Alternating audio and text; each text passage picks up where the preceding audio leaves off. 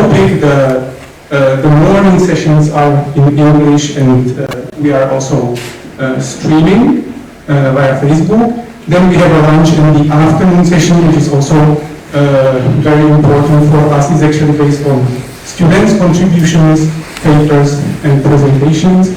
We actually have here students from 4 universities: Bukurešť, SNSPA, Cluj, Iași, Timișoara, and some of you will be presenting this afternoon. So there will be another two blocks, again combined with discussion, and then at the end, around 5 o'clock, we would like to welcome you also for the final informal drink, not just to leave, but having a bit of conversation, because one of the purposes of the event is also to network, to discuss. So if you feel like coming, if you feel like staying a bit after 5, you are more than welcome.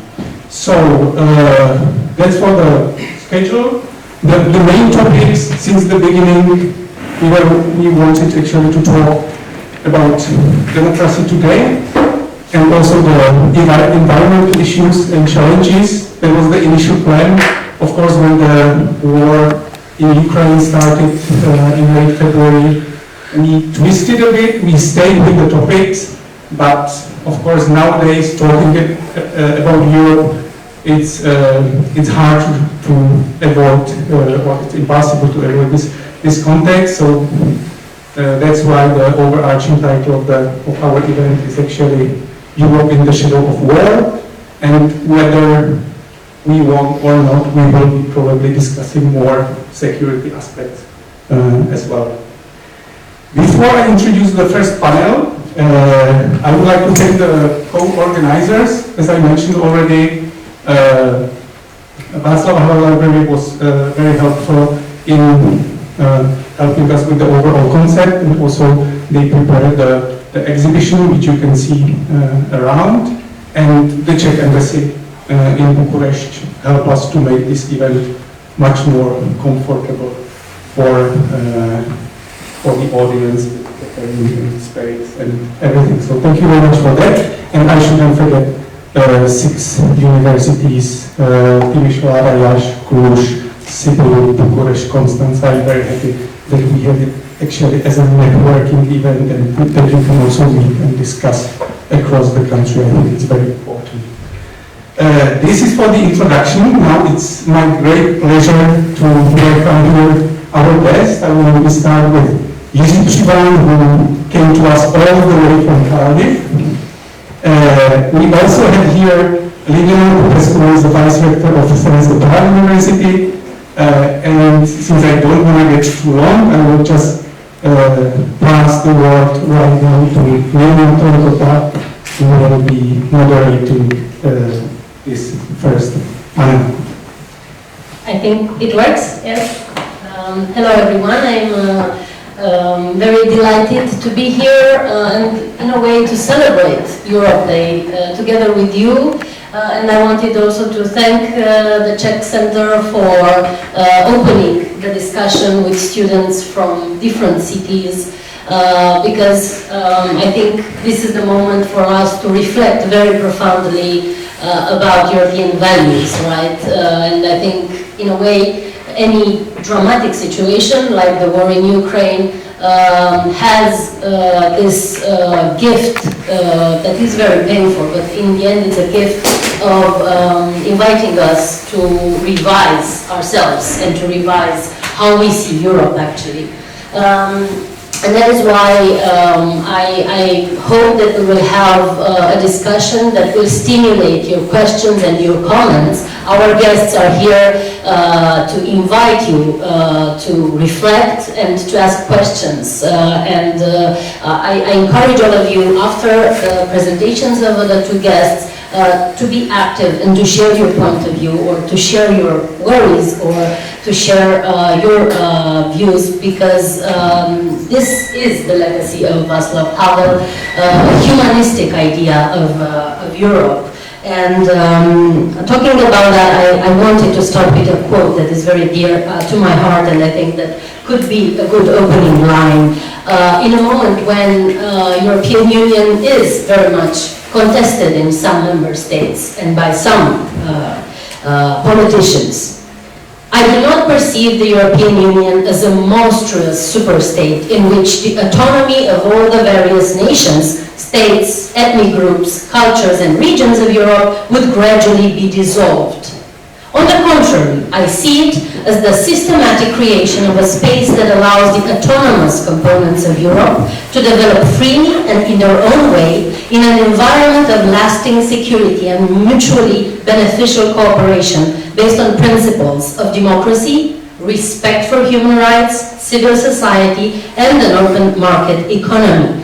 This is a quote from Václav Havel's speech in the European Parliament in 1994. We are in 2022, in a moment where Europe is under threat because, of course, Ukraine is part of Europe, and the war in Ukraine is about us, all of us.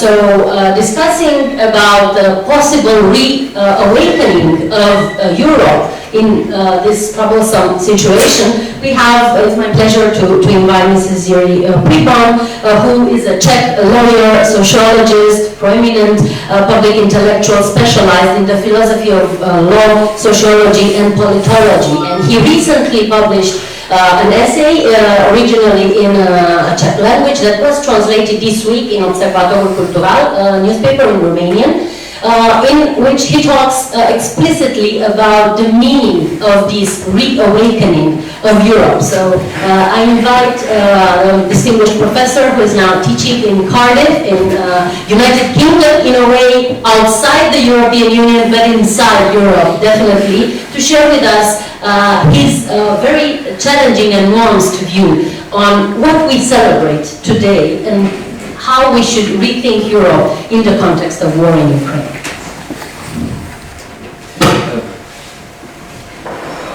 Thank you very much, Milena, for introducing me, and I want to thank the organizers for having me, for inviting me despite being outside the European Union now. But first of all, I want to thank you all for coming. It's so nice, so amazing to see real people in real life, in real space, not being online, staring into the green light on your computer and muting yourself. So it's absolutely lovely to be here and to celebrate the Europe Day today. Some newspapers are eager to know what Putin will say in Moscow after the parade or during the parade, but I think what we say here today about Europe is more important to us than Putin with his army. And I will try to speak briefly because it's a famous academic disease that once they grab the microphone, they never let it go. Yes, so very briefly introducing, this is exactly when the Václav Havel European Dialogue started. This is what the organizers wanted. Not the same or similar speakers having similar speeches all around, but getting out to reach out to young people, to civil society, NGOs. It's no coincidence that civil society was mentioned as one of the pillars of Europe, and to engage in public discussions with young generations who are challenging the views of the older generations. And I can tell you, when I was reading Jürgen Habermas's piece in Süddeutsche Zeitung on how Germany has to carry on this peace mission and has to refrain from gung-ho, sending armies, and should build on diplomacy. And he was very critical of the younger generation of the Ministry of Foreign Affairs of the Green Party, and he described it as the generational struggle. I realized I'm young. Yeah, despite my age, I am young because I'm with the Greens, and I'm with that part of the German public that realized that today there is something profoundly changing in Europe. A famous cliche now of the last 2.5 months is the war has changed everything. Yes and no. Because what has Europe hasn't changed in its basic norm.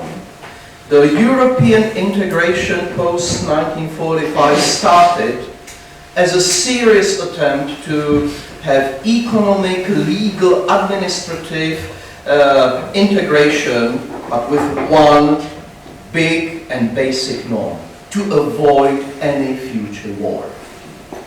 So the peace is the basic norm of European Union and European integration.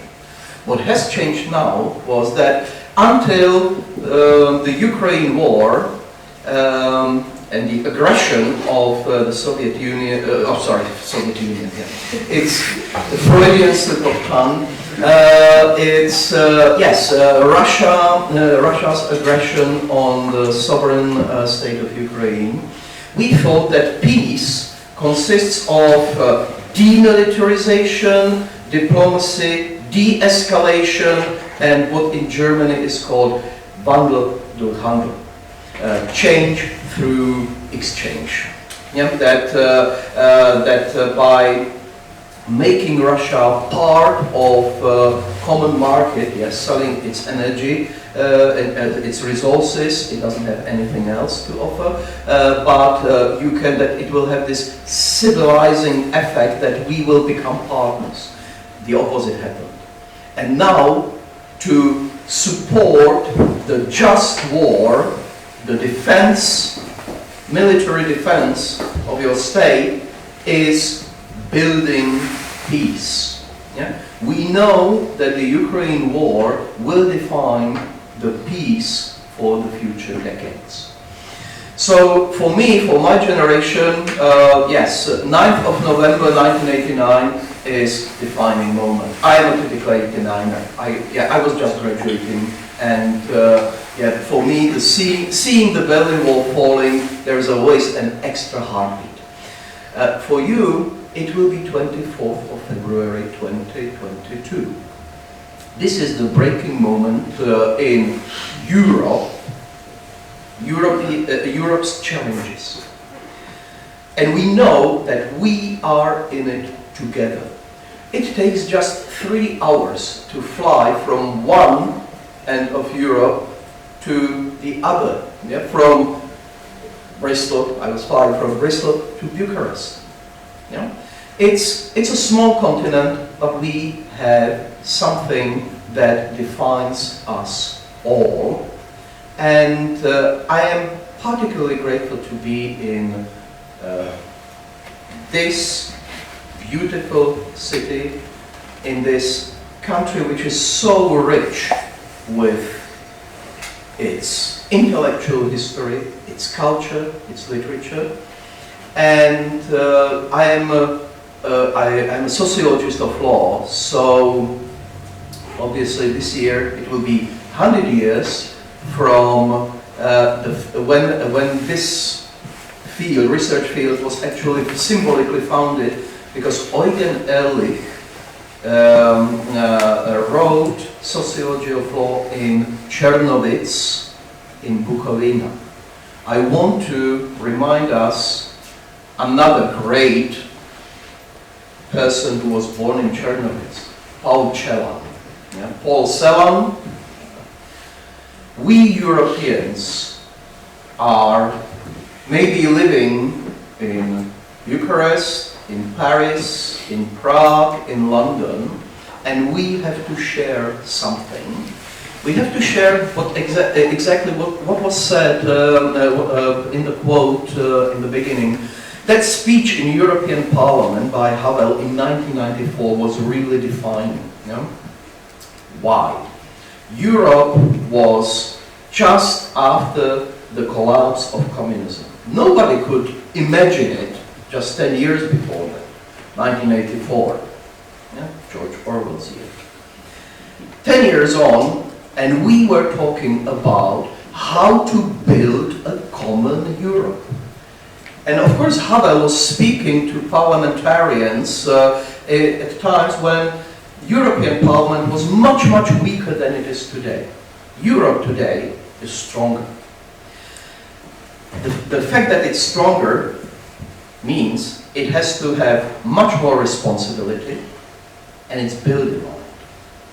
And the fact that Europe is stronger today is it has to go back to its meaning. That's why I mentioned Paul Celan. What is the meaning? Václav Havel had one famous quote when he said, and of course he's not the author, it's in common knowledge. He says,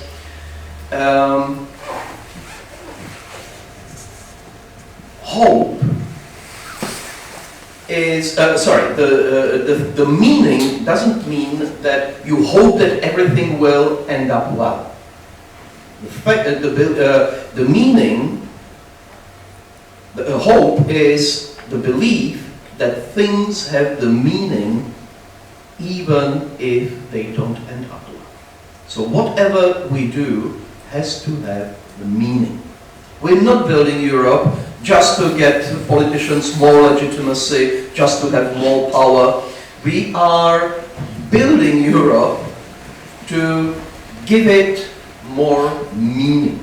I was talking about the peace.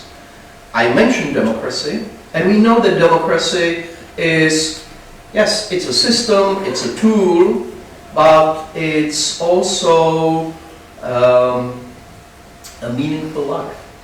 You believe that your voice has meaning even when it's 1 in 20 million.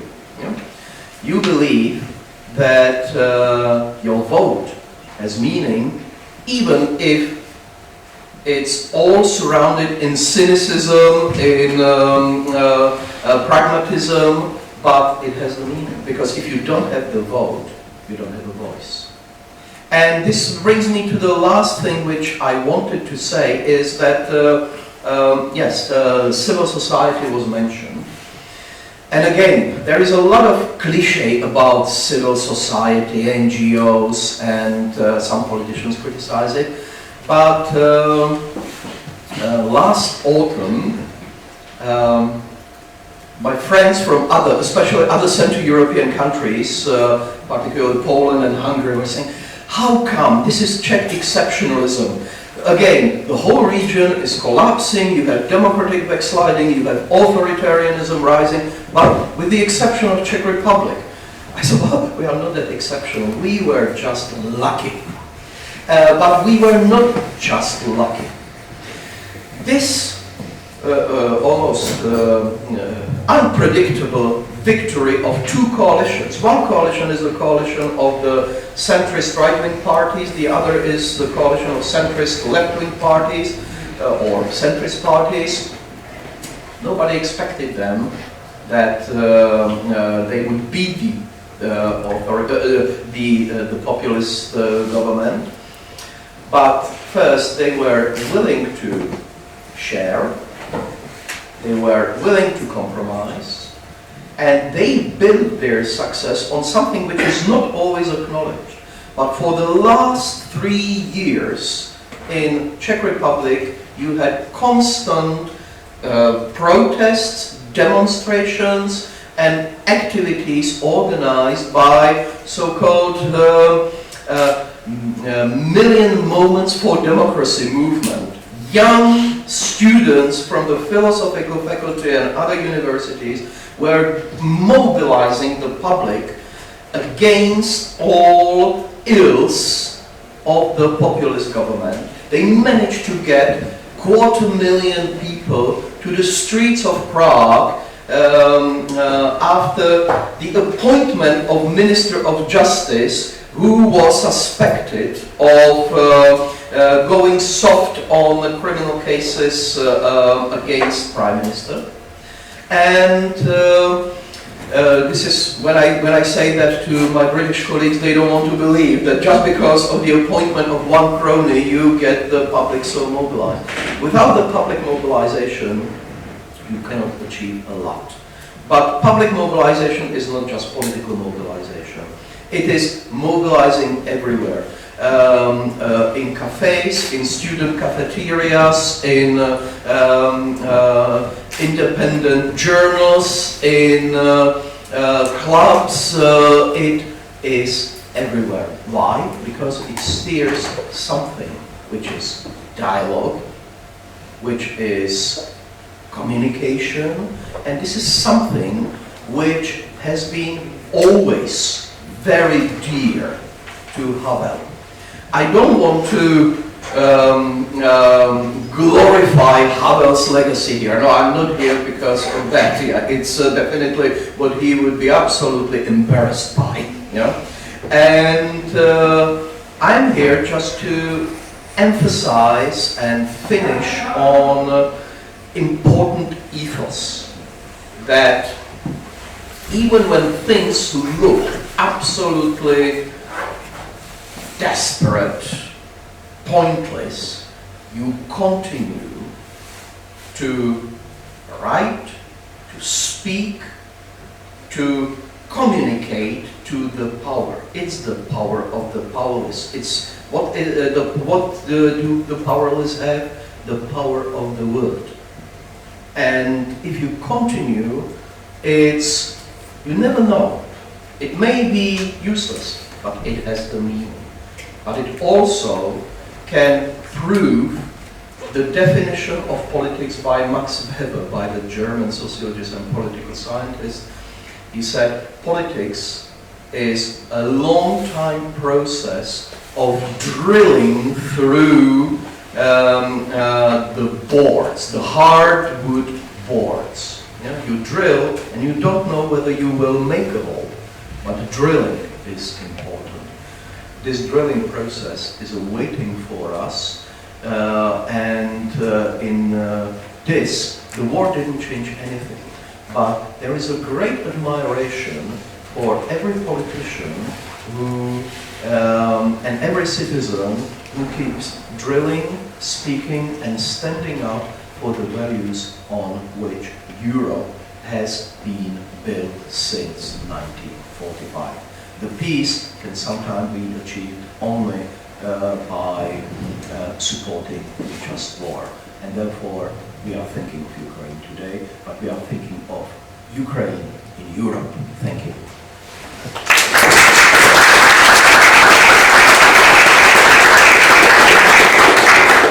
Thank you very much for these inspiring words, and definitely in connection to the quote Václav Havel and the idea of giving meaning to European democracy in such difficult times, is now time to invite the other speaker, Mrs. Liliana Popescu, who is the Vice Rector for International Relations at my university, SNSPA in Bucharest, and she's also an expert in the post-Soviet area and an activist for women's rights, and she's often in the public arena discussing those issues. I would also present her as president of the board and the founder of Eastern and Southeastern European Funnel Network that promotes inviting women experts in all such debates. I think this is an important element of including different perspectives in our discussions. And today, Mrs. Popescu wants to tackle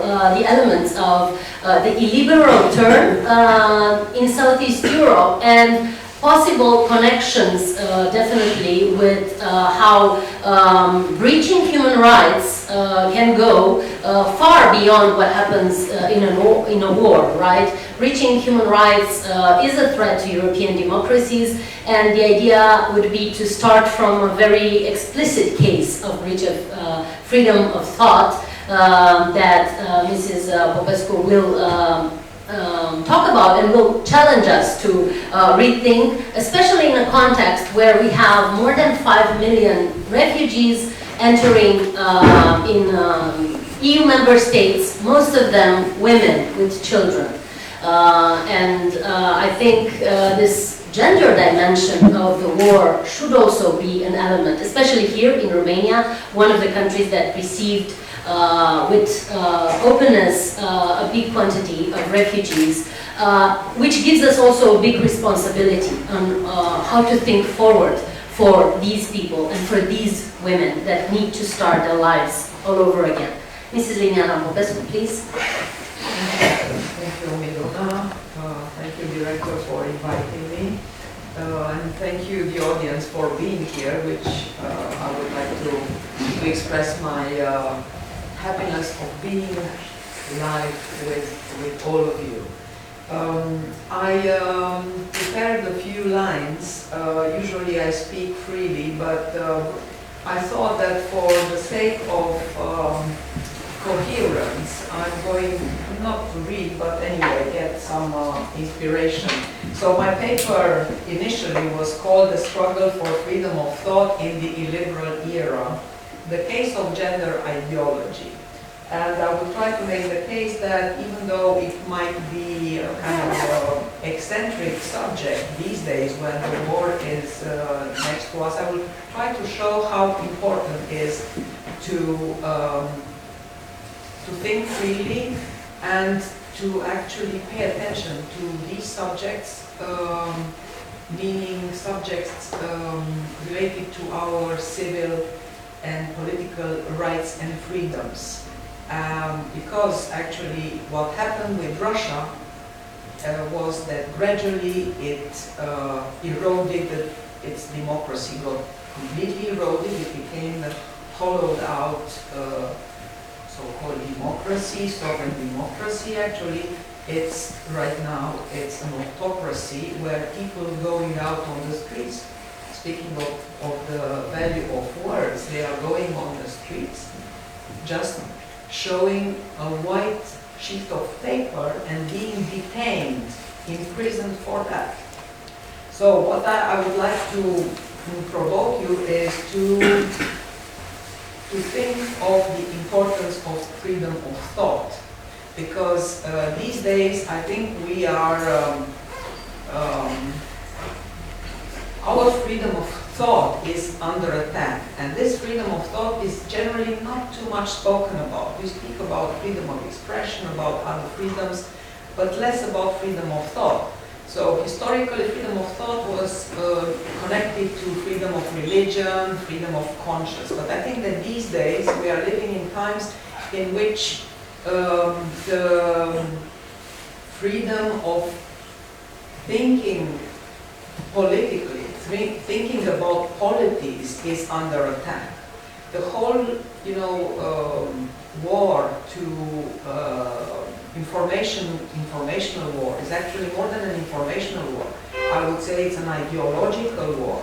I think that there are sources, and I'm sure all of you, sources of manipulation, of trying to make us think differently about what is happening.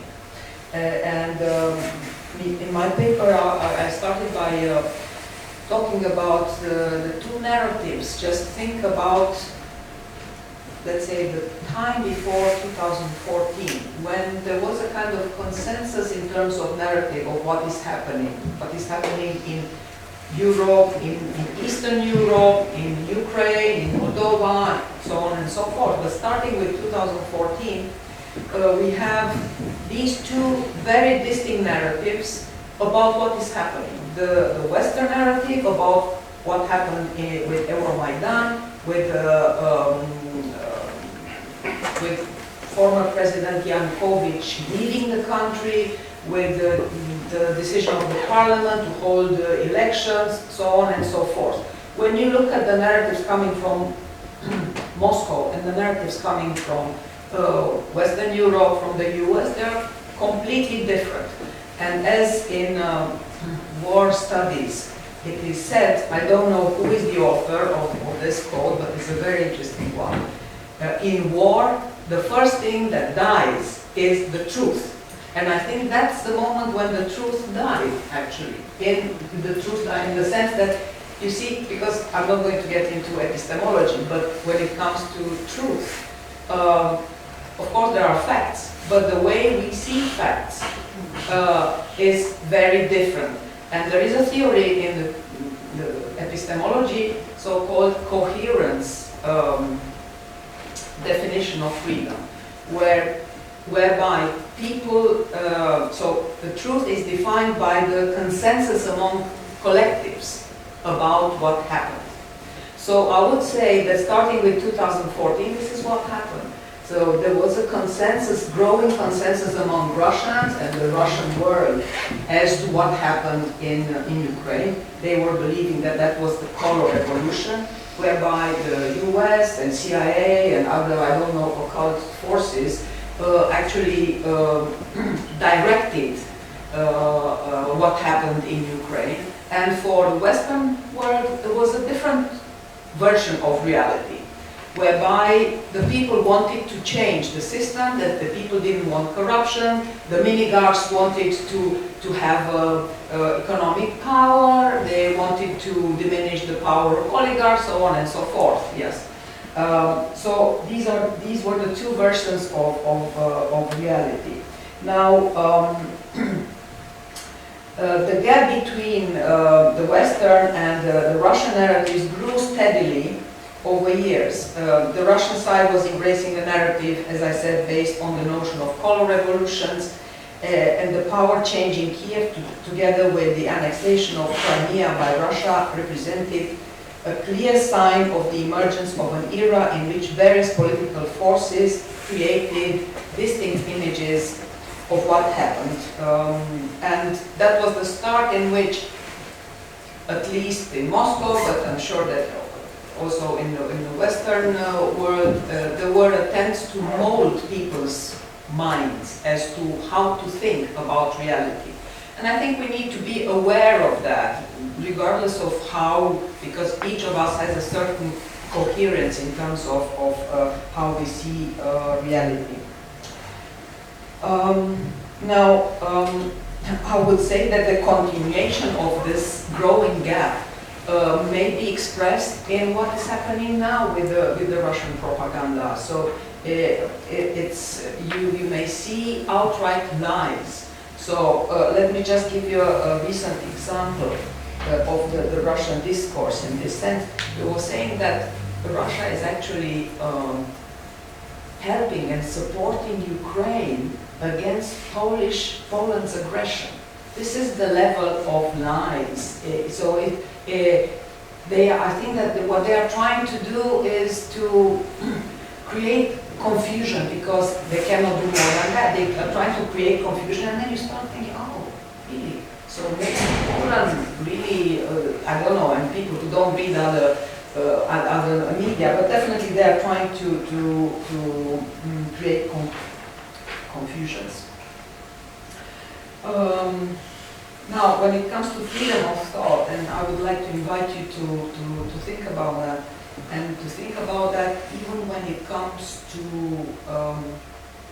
I think, our common interest to pacify the continent, Europe. Freedom of thought is a very expensive item in any society, and it costs many people's well-being, it costs many lives. Freedom of thought presupposes clarity of mind, awareness of one's biases in evaluating certain situations, self-censorship in not letting one's mind be prey to extreme positions and extreme emotions. It presupposes a critical mind, it presupposes ethical balance. Now, because I promised to discuss a little bit about our illiberal times. I have to say that, first of all, to talk about illiberal democracy, I think it's a contradiction in term, and this was emphasized by various theorists, among which I would refer to Michael Ignatieff, who was the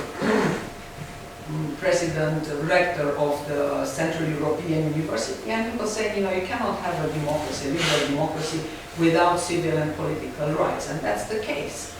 And when it comes to this developing trend in Central Europe, I think this is very dangerous, because it merges actually with the authoritarian trend coming from Moscow. I have to say that you know, all this talk going against not only talk, but legal measures against certain minorities, certain segments of population, it is very dangerous. And this happened, and I have now a few examples here of illiberal policies in our region. Now I'm going to read them. So you have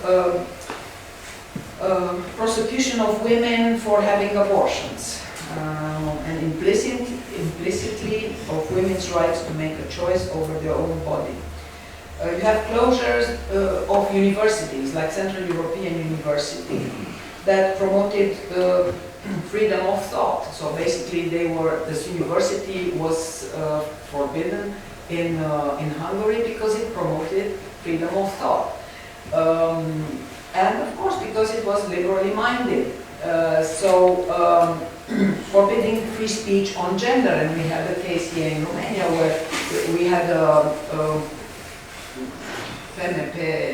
deputy who wanted to change the law of education, but there was a huge opposition to this, and I'm not going to get into details. I was involved in the fight against this changing of the law. I appreciate our president, who actually did not want to promulgate to accept this law and send it back to the Constitutional Court. And I have to say this number because it's going to stick with me, I think, forever. 831 universities and academics and research institutions that supported, that backed our amicus curiae, which is a document in which you just present your argument to the Constitutional Court about an issue. So we produced, and we had this backup of these so many institutions worldwide. I mean, from the Americas, not only North America, from South America, from Asia, including from Uzbekistan, from all over the world, really, we got this support just to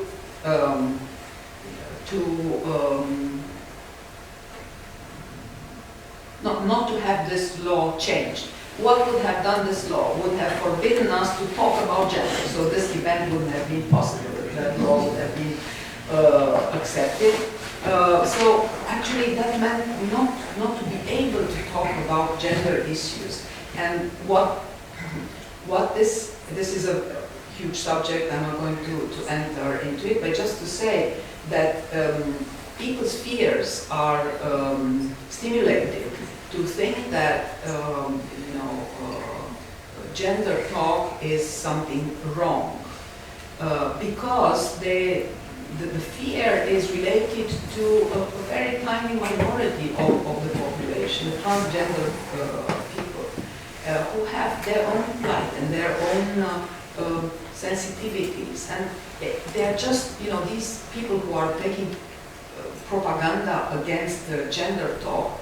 They are using the example of transgender to pretend that you can you can become homosexual, you can decide to change your gender and whim. So it's like,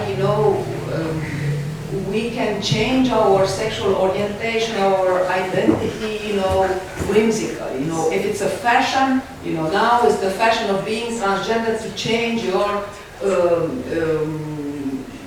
reproductive apparatus, or you can change. I mean, this is silly. This has nothing to do with reality. But the propaganda is very dangerous because it comes against a patriarchal system in which males, I think, fears are stimulated. Well, first of all, against homosexuality, and then when it comes to transgender, it's like, maybe we are going to change all of us into women or into something vulnerable. There's a lot of emotions that are stimulated in this talk.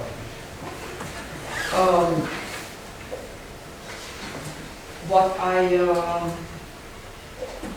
I want to say that is that I don't want to extend too much. I actually didn't read in the end the paper. What I want to say maybe to wrap up this is that even though we may think that the topic of minorities' rights and freedoms is not as important in times of war, I think it is very important. And I will say why. Look, for example, at the war in Ukraine, which is now on our minds. Look at how it affects differently from the gender viewpoint. The majority of men are involved in the actual war. As far as I know, about 30% of the combatant forces in Ukraine are women. So I think it would be wrong to downplay their role as combatant forces. On the other hand, the civilian people in Ukraine are the main victims of the whole thing. Who are the civilian people? People who are unarmed. And who are they? They are women and children. And we know, and I don't want to repeat horrible stuff that is happening in Ukraine, like rape of women and children at the mass level. This is happening everywhere when it comes to war. This is deplorable. But then look at the population who is leaving Ukraine. The majority, overwhelming majority, are women with children. They are really vulnerable. Now, when it comes to decision making, when it comes to this war, who are in decision making? Generally men. This is what I would call a patriarchal way of governing societies. And this is valid if we look, and probably most of you are Romanians here, look at our government, how it looks like. Maybe you remember images from the negotiations between the Russian part and the Ukrainian part, all males. This is not acceptable, this is not good, this is not a democratic Europe, this is not a democratic way of dealing with things. So I think that we need to make sure that in the decision-making processes that are going to follow, because now we have this hot war, but at some point we will need to talk with the enemy, because the enemy is Russia, we know, but we will need to talk with Russia. And this is not, this is a saying, I think it was Desmond Tutu's quotation, saying that when you are in war, when you have an enemy, you need to talk to the enemy. The point is that right now you cannot talk to them because they don't want to talk. They want to fight and they want, I think they are committing suicide, Russians, but it's, you know, they are trying to drag us with them. So I think at some point we will need to talk with them, and I think it would be very important that women would be at the table of negotiations on both sides. There are many things to say, but I'm sure that people are going to ask questions. Thank you very much.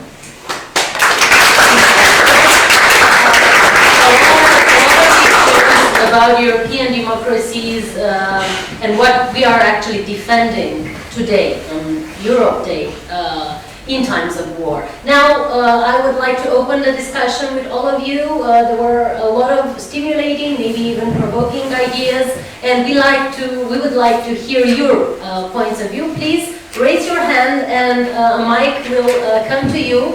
And also, you can present yourselves. Where are you from? And then a comment or a question for our guests.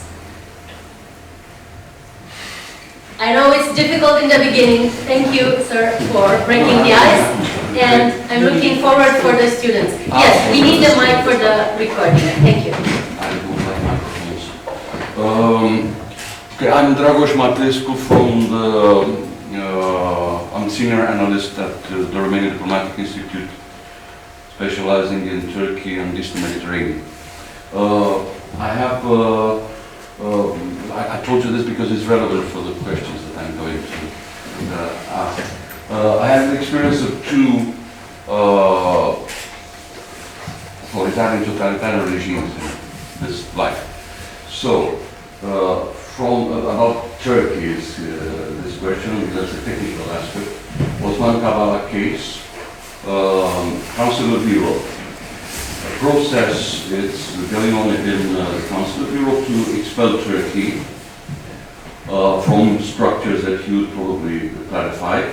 The question is, what is actually going to be the effect, practical effect, for Turkey in the long term, in the sense of contextualizing this? What can Europe do about the evolution of the authoritarian regime in Turkey? And if you want to refer to the Kavala case, it would be great. Osman Kavala has being one of the most important supporters of civil society in Turkey for, I would say, generations. I met him personally, he's a wonderful man, but he's in jail for 4.5 years now without actually being proven guilty for something, because it's impossible to prove that someone once told us going on.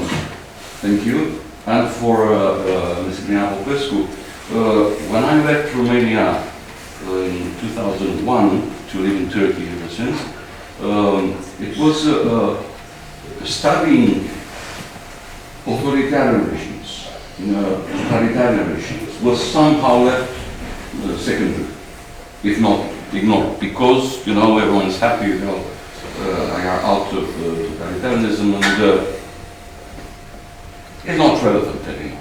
Everyone wants to study what is liberal, what is beautiful, what is sexy in terms of political science.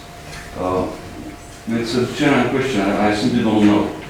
What is the state of teaching political science in Romania with regard to these topics? Authoritarianism, totalitarianism. What you guys haven't experienced, but actually they mean lack of freedoms. Is it taught? Is it debated? Thank you. Shall we take maybe two other questions so that we have a first wrap-up of questions, and then I will invite the guests to answer. Someone else? Thank you. We are looking forward for the students. My name is Alexander. I am from Republic of Moldova, but I learn in University Alexandru Ancuza from here. I hope my English is... It's perfect. Thank you. Okay, now it's working. It's not a question, but more observation about women in Ukraine, Yelena Zelensky, but for me it's an example. The wife of the president. Yes, the wife of the president. I was looking about Ukraine political from the beginning of Mr. Zelensky president, and she was an ambassador of implicated women in very...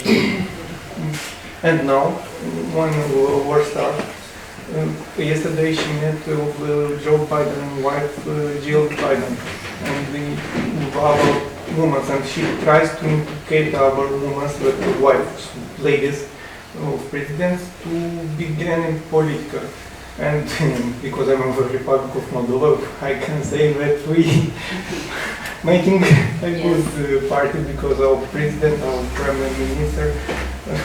Yes, Republic of Moldova is a great example of women environment in politics. But in Ukraine, like I know, a huge amount of environmental women, and they are implicated. And I have a question about if Putin doesn't stop at Ukraine and continues to Republic of Moldova, because it's trusting effect. And Moldova is a neutral country. She did not take part from European Union and not NATO. And I don't know if Romania implicates, but means that NATO implicates in its third world war. Do you believe that Putin can go to attack Moldova? Okay, thank you very much. Tough questions, but it's something on everybody's lips in a way, so thank you for mentioning it. Do we have another comment or question? Yes, sir? And then we go back, because probably there will be too many questions. Hello, I'm Andrei. I am from the Faculty of European Studies from Cluj-Napoca. I wanted to ask the both of you, since you are both in different fields of study, what do you think is the impact of anti-intellectualism right now on the status quo of Europe, because it has been seen a pretty important rise in the last few decades. Thank you. Great question, great issue on the table. So, who would like to start with addressing? Liliana? Well, yeah, so I got this question from Mr. Popescu. I think that in Romania we studied quite a bit the variety of authoritarian regimes. Because you know, people who got specialized in political sciences, international relations after the revolution, they were very their life experience was very touched by the Ceausescu regime, and actually we didn't want to repeat that. So I think there was a lot of attention paid to these different kind of regimes, and differences between totalitarians and authoritarians, and what is called, like the Ceausescu regime was labeled sultanistic, totalitarian cum sultanism, and other kind of competitive authoritarianism. This is a newer trend of looking at regimes, illiberal democracy, whatever that means. So yes, there was lots of, I think we studied a lot, and we were even interested in looking at other parts of the world, not only in our part, in Latin America, in Asia, because there are lots of examples. In Asia is a very interesting case, and I think probably it inspired Mr. Putin and his entourage in developing this kind of polity in which you make people happy, you give them food, you give them higher salaries because of the sale of gas and petrol, but then, you know, you mute them. You just don't let them speak out. You close free journalism. You kill journalists. So repression is really high at this point in Russia. So this is what I would say. The topic of Moldova, where you see, as Orientals would say about the neutrality of Moldova, this is karma. So Moldova chose the constitution in 1994, I think. It's written there, you know. Moldova is neutral, and what it meant for Moldova, it meant that it didn't actually have a proper army. The armed forces in Transnistria are much powerful, more powerful. So now, of course, I don't think that we should look at the possibility of attacking Moldova. You know, what would be the point for Putin in doing that? Maybe to provoke Romania. But I don't think Romania is going to let itself be provoked, to be honest. This is a very blunt, I can elaborate, but I don't want to spend too much time. We can maybe talk during the break. And the question on anti-intellectualism, maybe?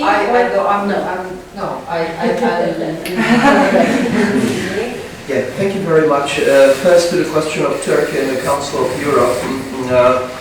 I was asked a question by a Czech journalist lately who said, well, why is it that international law is failing so much? And my response was, it's not international law. International law works. It's politics, international politics, which doesn't work. And the case of Turkey is a great example, apart from other examples. Turkey is going through societal and political transition and turmoil, but there is so much civil society in Turkey that there is still hope. Yeah? It's similar like with Poland, where you have so much hope because civil society is very active and resistant, unlike in Hungary. Hungary is a lost case. Yeah? And that's why I would say that Turkey is more similar to Poland than to Hungary in terms of democratic backsliding, if we talk about it. And with the support of the European institutions, and the Council of Europe, which is a legal body, I would want to make another historical remark here, Central European historical remark. Hans Kelsen, one of the finest jurists of the last century, when he was living in exile in San Francisco and Berkeley, he wrote an amazing book about the United Nations. United Nations is not an amazing organization. You have to put it very diplomatically and in an understatement. But Kelsen believed that political concepts such as sovereignty, such as independence and constitution, they depend on their recognition by international law. And Turkey is facing a big dilemma.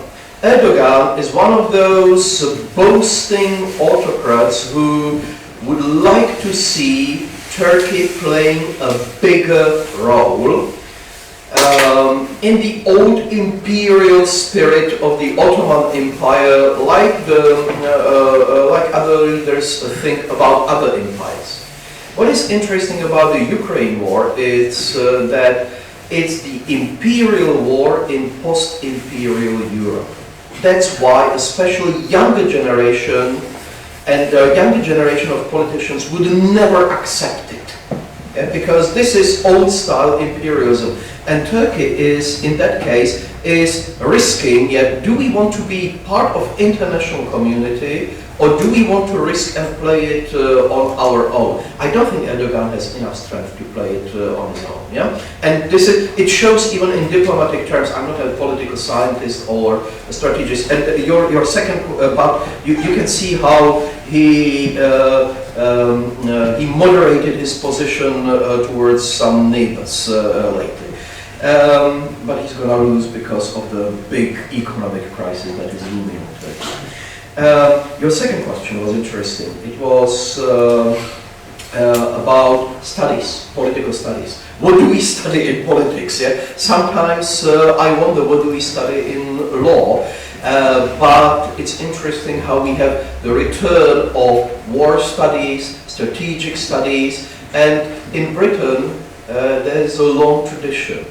In Czechia, we don't study war; we lose that, and it's which takes me to the question of anti-intellectualism. There is a great essay by Umberto Eco, written, which is based on his lecture at Columbia almost 30 years, 1994, the same year that Havel gave his memorable speech for the European Parliament. And the speech was later published in New York Review of Books as Urfascism.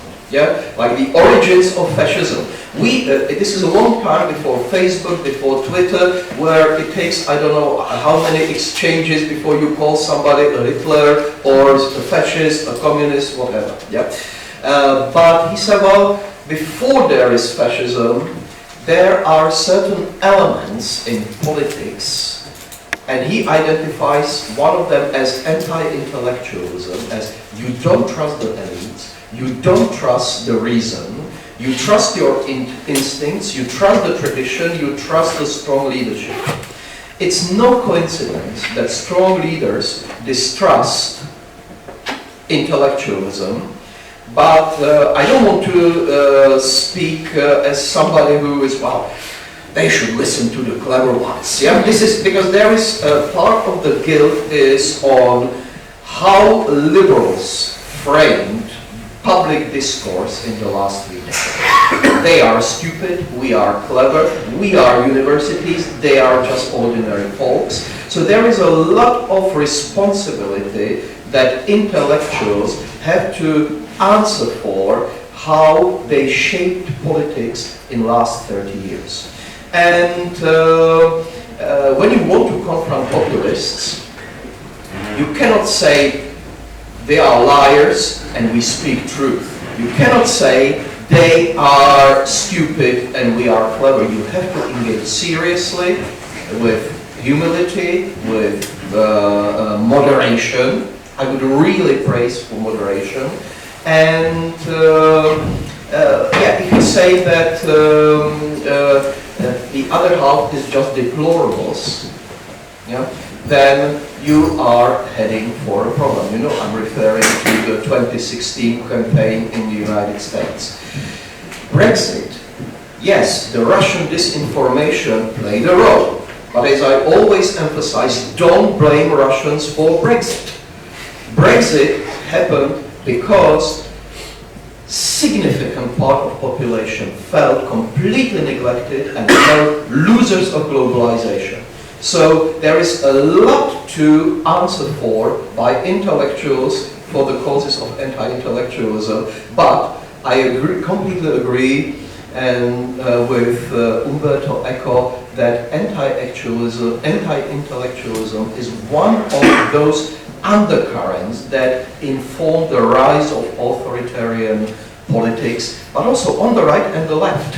The leftist populism is also, they speak about populist reason, but the way they formulate it is very much formed by the cynicism about communication, political communication and engagement. Okay, so I think we still have 15-20 minutes before we would move on to have a short break and have the next discussion on environment. So this is the last shot for all of you who would like to take advantage of our dear guests. First question. Hello, my name is Babeș-Bolyai from SNSPA. I'm a PhD candidate. My question would be for both presenters. We have factions in Europe, both the European Union and candidate states, that support Russia. I mean, I'm referring to political factions such as AUR in Romania, Janezia in South Slovenia, Fidesz in Hungary. How do we isolate, not to say mute, these factions without jeopardizing the democracy in these countries? Because you cannot censor these factions altogether without putting a pressure on the democracy in these states. Thank you. Difficult question, I would say, but again, I think it's something on everybody's lips these days. Someone else, please. Yeah. Okay. Hello everyone. My name is Mihai Tanda. I'm a student. I'm a PhD student at the National University of Political Studies and Public Administration. And my question is for both speakers. Under what conditions civil society can help improve our democracy? And also I have a comment. I didn't live 1989 moment, but I lived to 2014. I lived 2020, and I see in 1989 that was a real moment to build our democracy. But today, I think we live a moment that endangered the democracy we built in the last 30 years. Thank you. Thank you for the question and also for this rather pessimistic view, but that is definitely true. And we have another question. Hello, my name is Christopher. I'm Director of Local Czech Trade Promotion Agency. And my question is, I was always wondering about the purposes of European Union in terms of political ideas and political cohesion and economical interests. And currently, due to crisis, it showed that there is a necessary to rethink the concept of economical unity of European Union, maybe in the terms of two-way speeds for certain countries.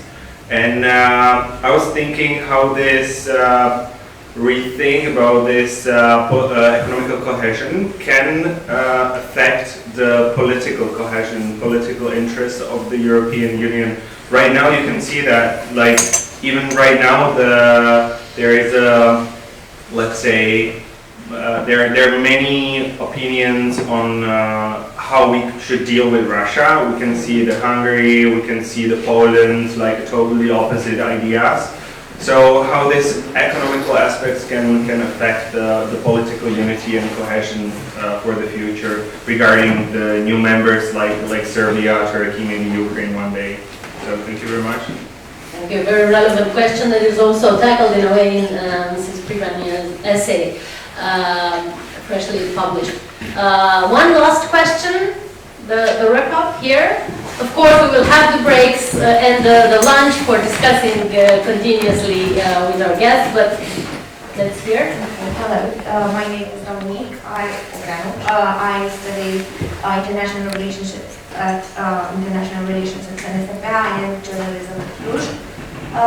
What we see here in Romania is that citizens they feel very underrepresented by the political parties, hence the fact that they vote in such low numbers.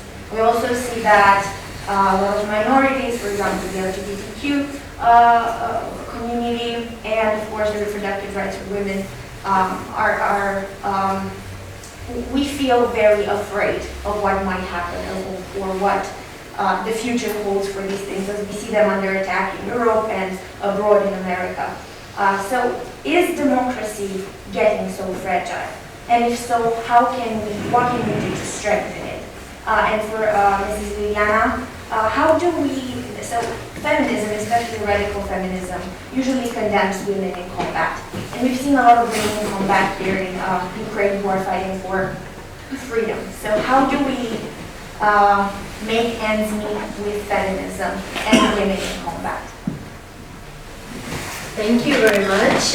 Just a short wrap-up for our guests. So the first question was regarding, in a way, in common with the last question, the fragility of our democracy and how we not tolerate some radical position, but at the same time preserve our democracy. Also, a question on what happened in the last 30 years and how do we see things moving forward? And the last question was directed to Mrs. Popescu about how radical feminism accepts the situation in Ukraine with women in combat. And if I'm not mistaken, there was one more question, I think. Yes, definitely, on economic cohesion that could stimulate political cohesion, which is definitely an element that we... Should you start, Mr. Přibáň, please? Great questions which wonderfully wrap up all the issues that we started with, that we just briefly touched. Yeah, question of democracy. Yes, my Hungarian friends are deeply frustrated that Europe is not doing enough for Hungary. Yeah, not standing for the rights, for the rule of law, and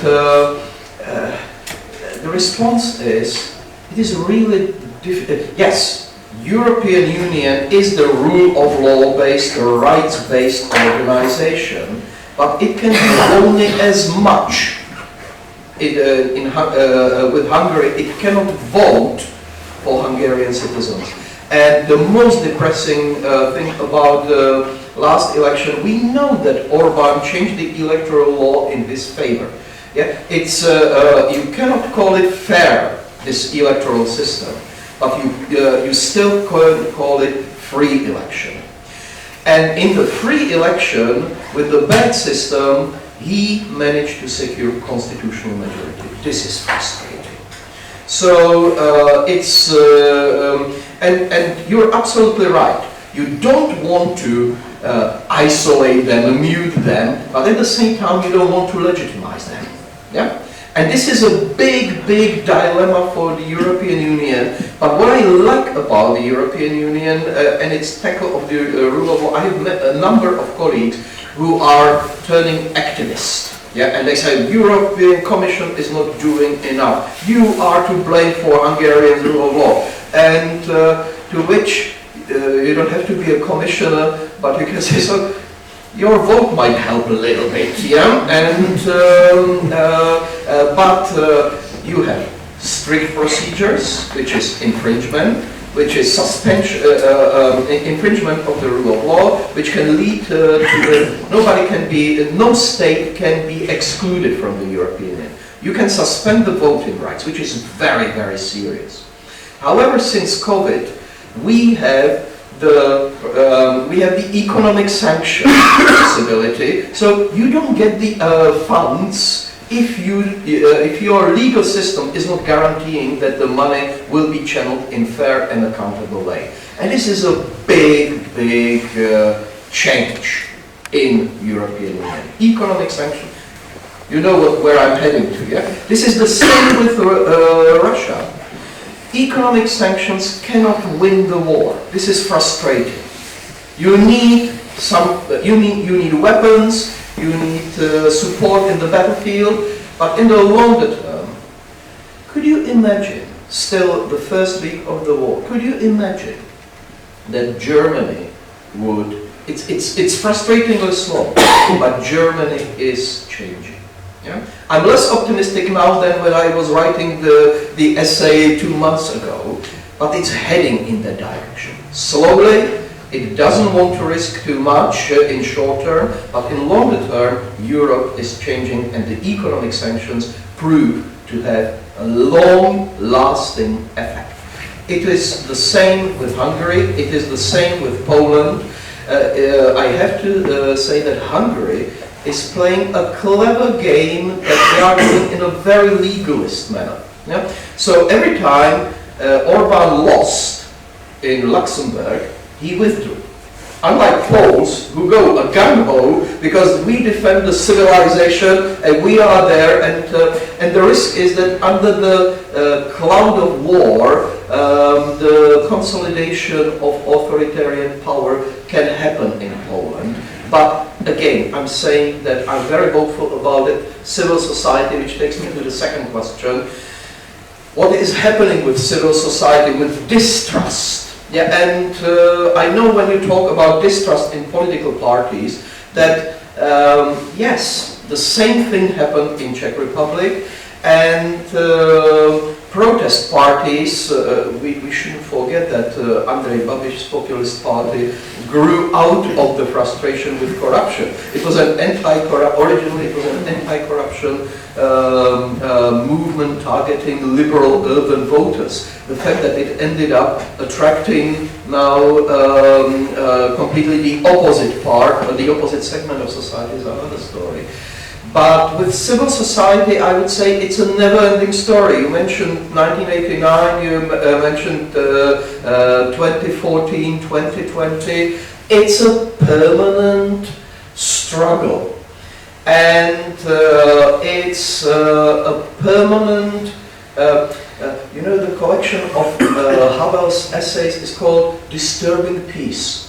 We must never allow too much peace. Yeah? In Czech context, Czech historical context, to link it, there is a very popular saying, to chce klid, yeah? And which could be, it's difficult to translate, but don't worry too much. Yeah? Could be one translation. And it's linked to good soldier Schweik, yeah? Like don't take anything seriously, take it easy, and yeah, take it easy could be another translation.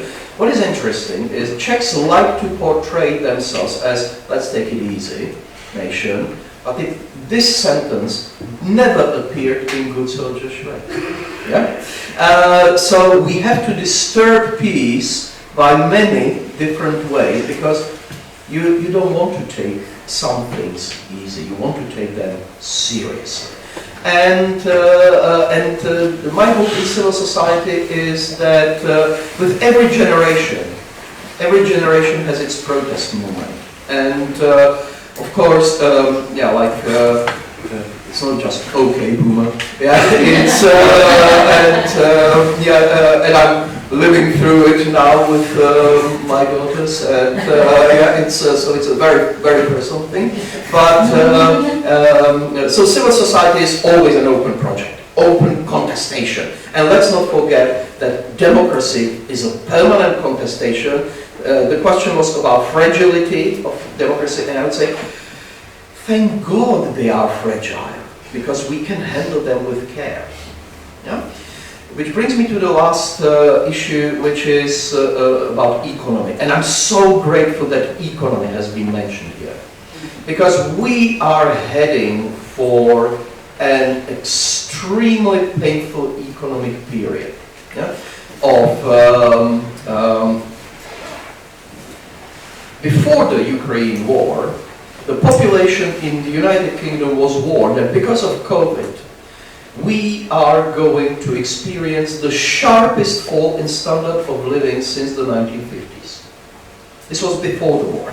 The war hadn't been factored in at that time. With the war, we know that the price tag will be much higher. And I think that Europe will have to come up with social justice response, not just the Green Deal, but the social justice and equality-based, material equality-based program for leveling up. And in the last 30 years, my country, all those new countries, hugely benefited from the European market, from the single market. Let's not be cynical, let's not be brothers and sisters of the broken world for which neoliberal order destroys everything. No, Central Eastern Europe, post-communist Europe, benefited from Europeanization hugely. Yeah? Now, Europe has to be transformed not from the single market into single welfare, social justice oriented society. We need social Europe. And you mentioned coherence and different, you were talking mainly about economic, different economic interests of different member states. I would say that Europe has, and with the COVID response, yes, and with the funds, this was the first step towards social Europe. I believe that further steps have to be made, because otherwise inequalities which are there, asymmetries which are there in Europe, Europe will not be able to tackle. I know it's high moral ground justification for social Europe. How to do it economically will be tough, but if we don't do it, nobody will be interested in Europe. Citizens expect social justice. The success of populism is the success of responding to social grievances and inequalities which are real, which are not happening just in the digital era. So a huge challenge for Europe. Czech Republic, Czech economy today, you know better than me, is basically just another part of German economy. Yes, so if German economy performs well, Czech economy performs well. If there is a slowdown in Germany, there is a slowdown in Czechia. It's interesting how independent currency now doesn't work terrific. In the past it was beneficial, I have to admit. Nowadays it's not. But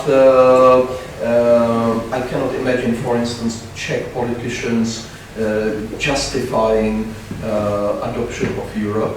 But in the longer term, I believe that social welfare systems cannot be left just to member states. They have to extend to European level. Thank you very much. We already reached our final concluding remarks. Mrs. Popescu, you can address either of the questions, either the one that was directed to you or comment on the others, and then we will move forward. So we we apologize for being a bit over the time. Yes, well, the questions asked made me think of many things, but one of the things I would like to emphasize is the fact that, we are talking about civil society, but I think there are large segments of population which are not necessarily organized and active, and I think these people show up in parties, like extremist parties, extreme right parties. We had it in France, a huge percentage of population that voted for an extreme right leader. We had in Romania, unfortunately, in the last few months, maybe the war helped, our is kind of going down. But the fact that we have wide segments of population which are not actually represented, their voice is not there, so they start to support these parties which, you know, they're talking like our I know more than other extremist parties. This party relies on the extreme criticism on politicians. So in their minds, in their political platform, they are saying, you know, all the politicians, all the political parties existing, they are wrong. We are the only good ones. Or they are corrupt.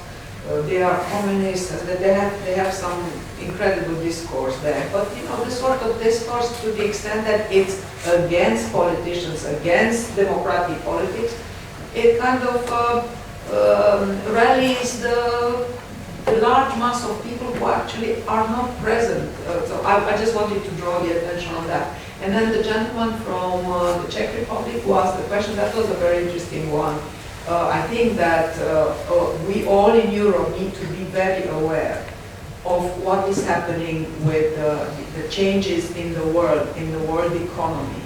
And the fact that European Union was at its height maybe in the beginning of the years 2000.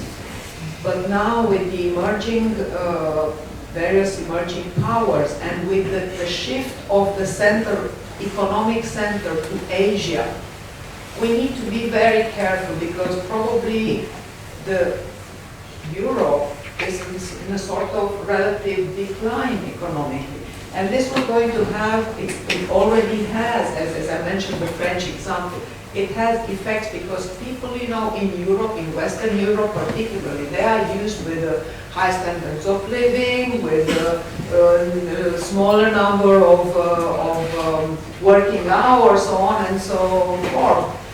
It's not easy to make them, you know, customize their demands. All of a sudden say, oh, okay, we won't drink 10 bottles of wine this month.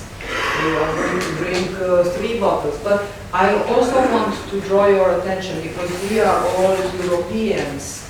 And maybe we in Romania have this sort of expectations that, you know, we should have higher standards of living, you know, each member of the family should have a car, so on, and of course, electrical, yes, so on and so forth. But I just want to make you think of Europe as part of the globe, of the world, and look at what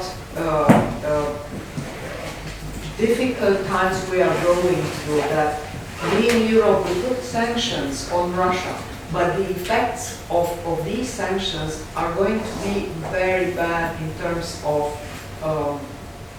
food security in the world. And I'm not saying that Europe is responsible. I put the responsibility on Putin and on Russia because they started the war. We answered. But I have to say that these sanctions are going to have pretty bad effects in terms of food security. So whereas we in Europe, at least some segments of population in Europe, we are well off and we are safe. But look at these internal inequalities within European societies and the fact that the ones who are going to suffer more are the least well off in our societies, and look at the worse off at the global scale. Look at Africa, look at Mali, Chad, look at countries in which there's going to be famine more than we used to have up to this point. And if you can touch also I very shortly, I didn't like actually understand. To be honest, I didn't understand the question. I don't know if you can. Yeah, so radical feminism rejects the idea of women in combat because, of course, they see the military as a men, the institution who upholds picture. And I was wondering how do you see, the evolution of feminism actually advocating for women in Ukraine as well, since they are also getting combat right now? This is a very difficult question. I mean, to comment on the evolution of. There are various ways. There are various feminist trends or schools. The kind of feminism I'm attached to is power feminism. I resonate again a lot with those feminists who are against militarism, and I think this is a growing trend at the world level, and I think it's going to play, and it should play a larger role in the future. But yeah, it's a very wide question. We can talk. Yes, I think it's one of the subjects we can definitely continue in the break. Robin, about how we will have 5 minutes or... Yeah. Thank you very much for a great discussion, also from your side. I would say we are a bit late, let's have a break, going to toilet, having a drink. I would say let's stick into 10 minutes if it's possible, and let's get we will continue the discussion on environmental. Yeah, and we will have basically a similar scheme with 2 speakers on another topic. Thank you.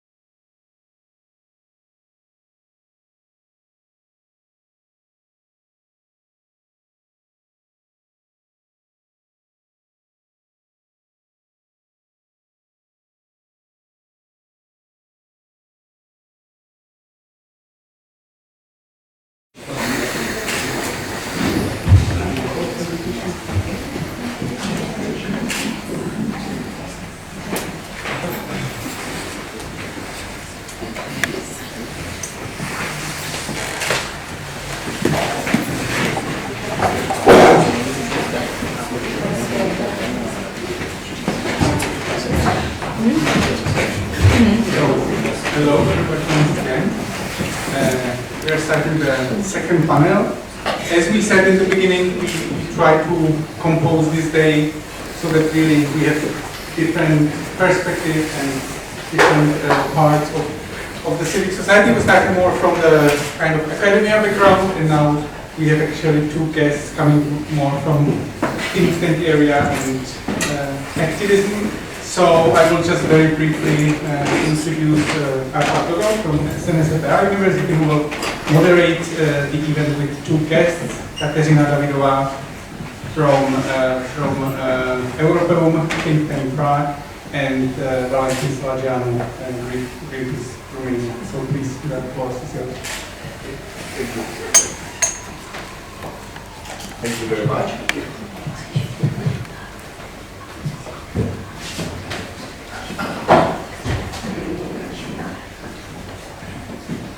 Thank you very much.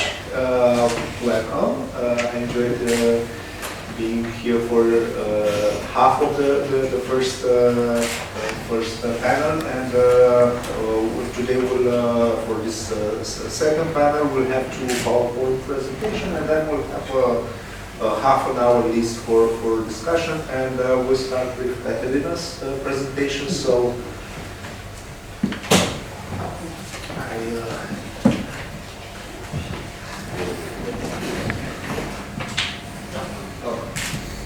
all right. I hope this is working. I also, apart from working in a think tank called EUROPEUM, I also work at an NGO called Centrum for Transport and Energy, or CDE. So that's why maybe it's confusing why there is a different logo there. Just to clarify. I would like to focus on the current environmental and energy challenges that we're facing, not only because of the war in Ukraine, but also because of the climate crisis that's, of course, still ongoing in the background. I sort of asked the question, is Green Deal the answer? And like usually you would get the answer at the end of the presentation, but I think I'll go ahead and tell you that I think the answer is yes, it is, and I'll try and substantiate it throughout my presentation, why I think that actually Green Deal could be an answer to both the energy security question right now and the climate crisis. Of course, with a few caveats that I will probably get to. Can I please ask the next slide? So, my presentation is mostly just some graphs that I wanted to have there to sort of support some of my arguments. Maybe you have seen this. This is the development of the energy mix of all the European countries, including the UK, between the year 2000 and 2018. The green bars are renewable energy, so that's, by that we mean water power, solar power, wind power, take probably in this also biomass, even though it's more questionable. Then the black bars are coal, and very white is nuclear, and the gray bars are other fossil fuels, which here means mostly gas and a bit of oil, but in most of the countries that is gas. And as you can see, there is quite a lot of gray in this chart, and that's why we also now are talking about energy security crisis because of the war in Ukraine. And I would like to preface what I'm going to say by saying that the cause of the war in Ukraine is to a large part also the cause of the climate crisis, and that is fossil fuels and our over-reliance on fossil fuels, on burning them to make energy, to make heat, to use it in industrial processes. And basically we've based all our economies on the burning of fossil fuels, and now it's coming back to bite us because at the same time emissions are increasing and the temperature is rising, and also now we see that these fossil fuels often come from undemocratic regimes such as Russia, and they can actually use it to fund their hostilities, which is precisely what Russia has been doing. You know, the last year that there was a spike in prices of gas, which resulted into a spike in prices of electricity all across Europe. And it's now quite obvious that it wasn't just a coincidence, that it was actually so that Russia can actually reap much more money on the gas payments from Europe and other countries, so that they can now fund the war efforts in Ukraine. So in a way we have all been sort of contributing to what's now happening in Ukraine, unfortunately. Can I have the next slide? Yeah, here is a breakdown of gas imports into European member states. So the red bars show the gas that is imported from Russia. Blue ones are from the US, and the white ones are from other countries such as Norway, Algeria, Netherlands, and other non-EU countries. So again, you see that some countries are much more reliant on Russian gas than others, but overall it's still very much Russian gas that is funding the EU economy, or helping EU economy grow and helping us prosper, which is then problematic when that has the negative consequences that we're seeing now. Overall, EU is importing about 45% of its gas from Russia. So that's why also now we see the talks about potential embargo being very politically sensitive, I would say, mildly, because for a long time we have based our economies on the fossil fuels, and now it's very hard for us to suddenly break away from that. Can I please have the next slide? So now the previous picture is here shown in money terms. So the big number in the middle is how much EU has paid to Russia since the beginning of the war in February for its fossil fuels. So not only gas but also oil and coal. That's 56 billion euros. This is a figure as of yesterday. It keeps growing every minute as we speak now.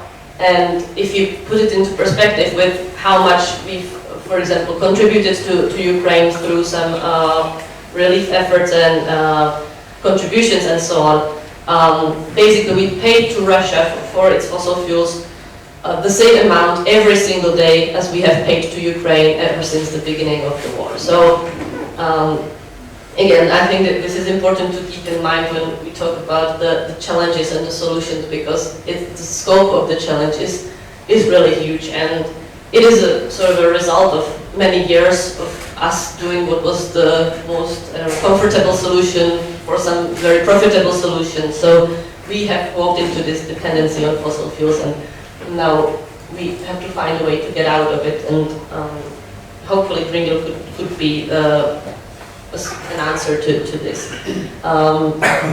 I also just put down a comparison of Czech Republic and Romania to the bottom. So like Czech Republic is much more dependent on Russian gas.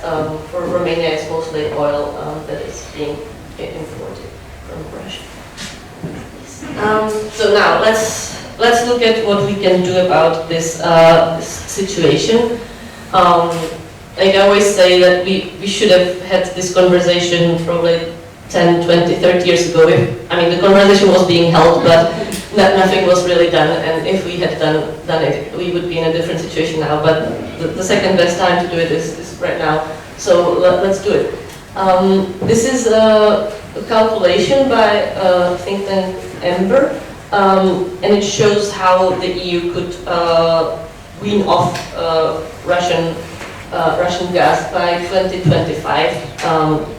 The EU is currently weighing a proposal that we could be independent of Russian fossil fuels in 2027. There should be a big communication on that coming on the 18th of May. But this report actually shows that it could be done, at least for gas, 2 years earlier, by 2025. And that's the important thing, not by just replacing the source of the gas, so not just by going from, let's say, Russia to Algeria or Qatar or other country, but by actually getting rid of as much gas as possible to begin with. So the gray bar shows how much we're currently importing from Russia, and then the dark green is how much we would reduce if we implement the so-called Fit for 55 package, which is basically how most of the Green Deal strategy is going to be translated into practice.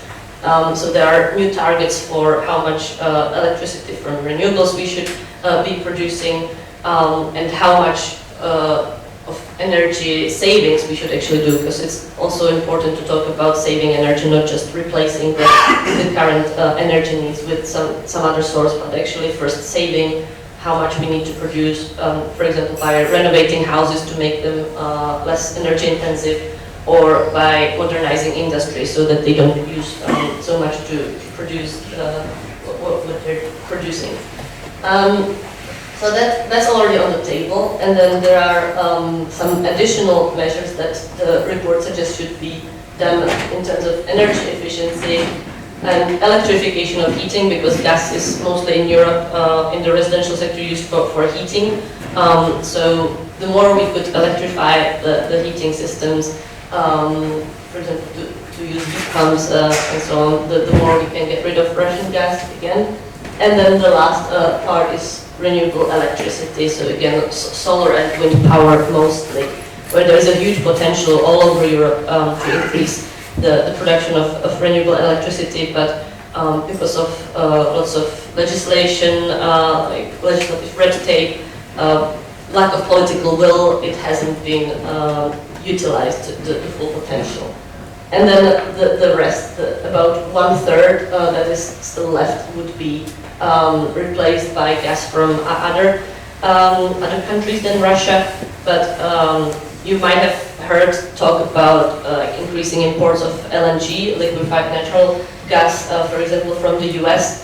The problem with that is that right now Europe has some capacity for like LNG terminals and regasification of the liquefied gas and then transporting it around Europe. This infrastructure is quite costly, and if we build more of it, there's lots of investments that the investors then won't have a return on. So that means they want it to operate for many decades to go. But gas was always supposed to be just a transition fuel between coal and renewables. It wasn't supposed to be here for many more decades. So if we now invest into lots of new infrastructure because of the current crisis, we're going to be sort of locked in this very carbon-intensive economy, where there will be lots of interest to actually use it for many years, so that the investments return. So that's also a bit of a problem. So what we should do is to use the capacity we have, for sure. There is some already planned, for example in Poland, they already planned it before the invasion, so that will probably be built. But we should be quite careful about saying, okay, now we have to have like large-scale investments into new LNG capacity in Europe, because first of all, as I said, it's going to lock us into this carbon-intensive trade. But second, the prices of LNG are very volatile, so even some of the investors themselves, they're not so willing to go into it because they don't know if it's going to pay off in several years. So I think there's a lot of buzz about LNG, but in reality, it's probably going to increase a little bit, but not as much. So we should be looking mostly at ways how to reduce the need for gas in the first place. And then I just wanted to show a few more graphs. So this is from the recent IPCC report on mitigation of climate change, and I think it's very nicely, I only cropped the picture, so this is the top of it. It's a bit longer, but basically what it does, it looks at solutions to climate change, and it compares its cost effectiveness. So how much you have to pay to reduce 1 ton of emissions of CO2. And so the longer the bar is, the more emissions it reduces. And also when it's more blue, it means it's cheaper than the red parts. So you see that wind and solar energy really are the cheapest and most efficient ways how we can reduce emissions. And really the obstacles to their development are in most cases more political than technical or economical, because there is even an economic case now to be made. And then, yeah, at the bottom there's also like, it's also important to care about like these nature-based solutions. So, for example, to prevent further deforestation and actually reforest some of the parts that have lost the forest, because trees and soil can act as a carbon capture, but like natural carbon capture, not technological one. And that's also one way how we can reduce emissions in the larger scale. And then, yeah, the graph goes on, and it shows that all the other options are basically less cost efficient than what's. I mean, electrification of transport is also quite efficient. But for example, like the technological carbon capture and storage that some fossil fuel companies are trying to advocate for, it's very costly, and the effects are very low. So it would really be better to get rid of the fossil fuels rather than to try and capture the emissions that they produce. And yeah, so I think we're coming to an end. This is just a nice graph which I like to show, because it shows how much energy can be saved by insulating houses and making them to, like, building new houses to passive standards and renovating old houses to better standards. It's from Central and Eastern Europe, like a typical Central Eastern European climate and typical house. The orange is how much an energy is needed to heat it up each month, and the green is how little you actually need to heat up the house if you have it to a passive standard.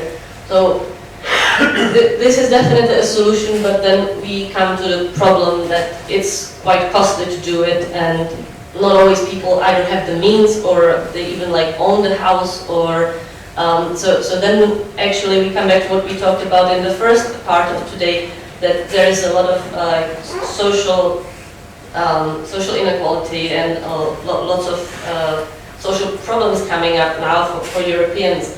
And I think it would be definitely wrong to just say that now we have to focus on that and forget Green Deal, or now we have to focus on energy security only and forget Green Deal. I think it's all sort of connected, and Green Deal could be a good part of the whole equation.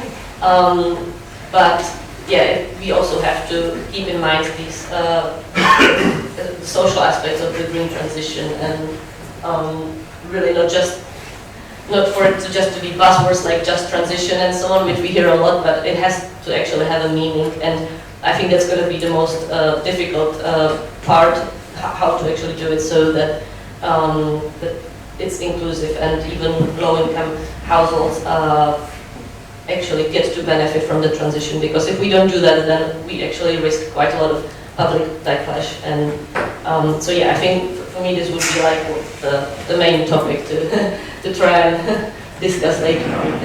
Yeah, I think with that I'll and oh yeah, there's a few more graphs, like how much renewable energy has been installed in different countries since 2010 until 2020. So yeah, it also shows this like division in Europe, not just like within the countries, but also between the individual member states. And again, those countries that have less renewable capacity are now the ones that are mostly in danger of these Putin's game, because yeah, they don't have that much to replace the gas with oil.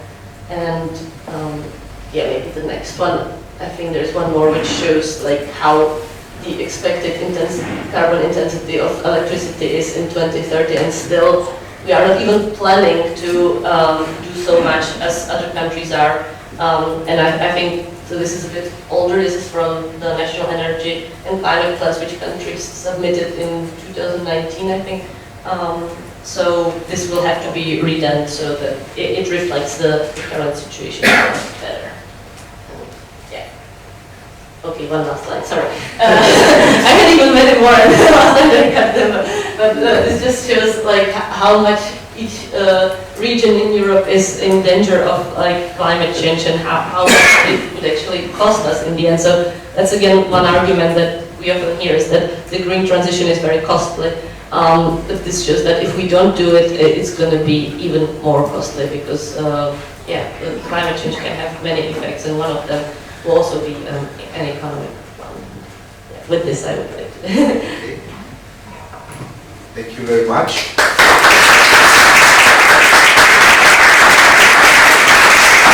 Next presentation, right on time. So we'll switch to the next presentation, and then we'll have half an hour for discussion. So please. Thank you. You'll have to excuse us a little bit because we had some technical adaptation to do.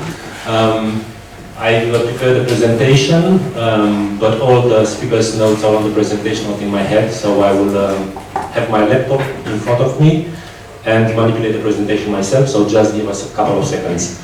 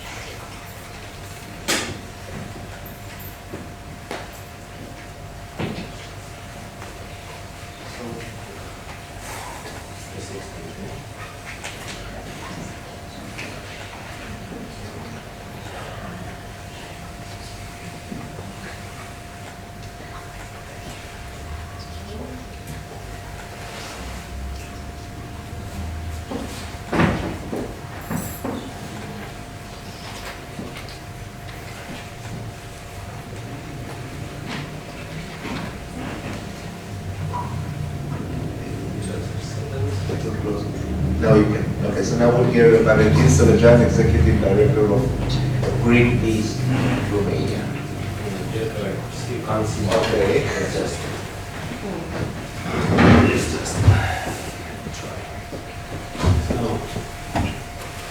Can we do something different than extend, like because I can't see on my screen the presentation.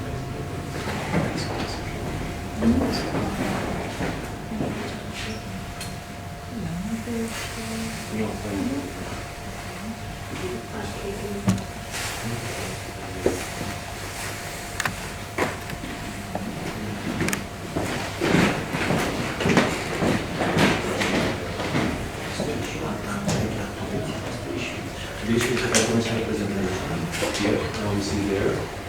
So I think I can just notes.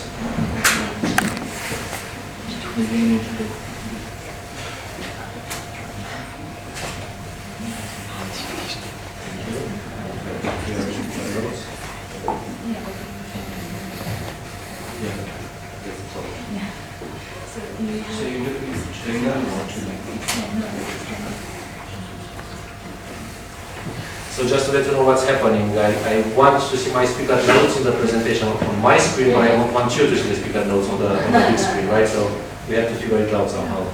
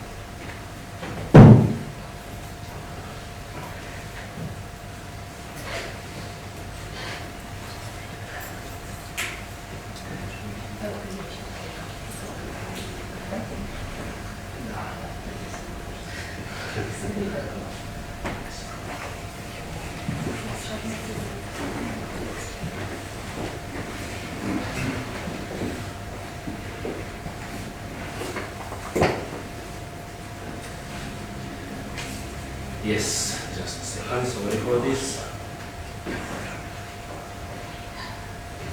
just for the sake of being a little bit more entertaining.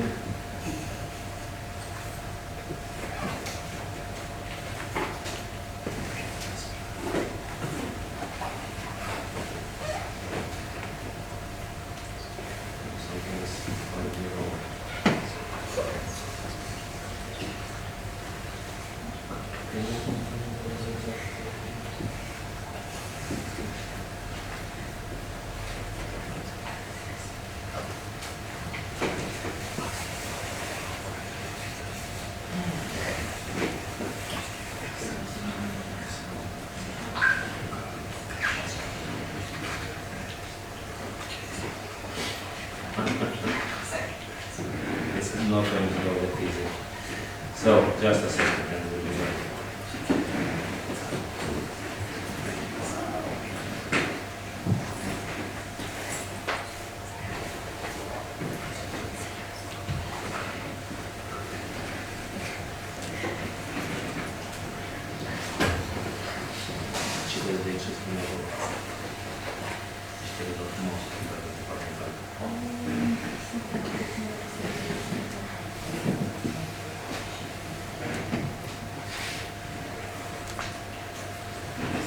Cool, it's not going to be easy.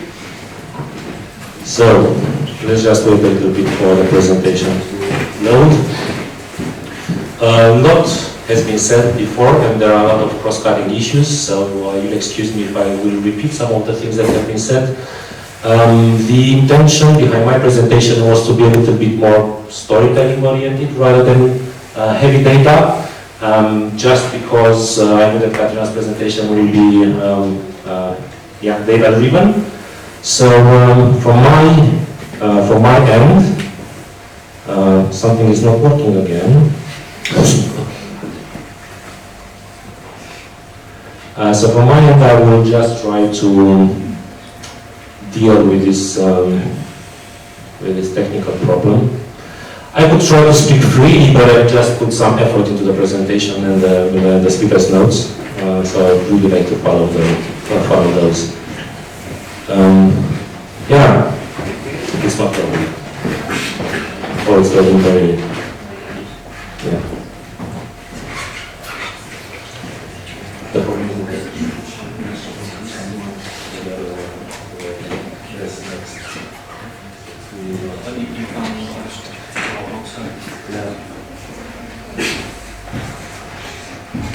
So, hello everyone. I'm honored to be here next to you. We have seen some great presentations so far, and as I've said before, mine will be less data heavy, as I will try to simplify all this complexity into a narrative, giving you the perspective of an environmental organization. So I will tell you about how we at Greenpeace, let's see if it works, yes, think and act, and why the energy issue is so important for us. I will also tell you about the solutions. Brilliant.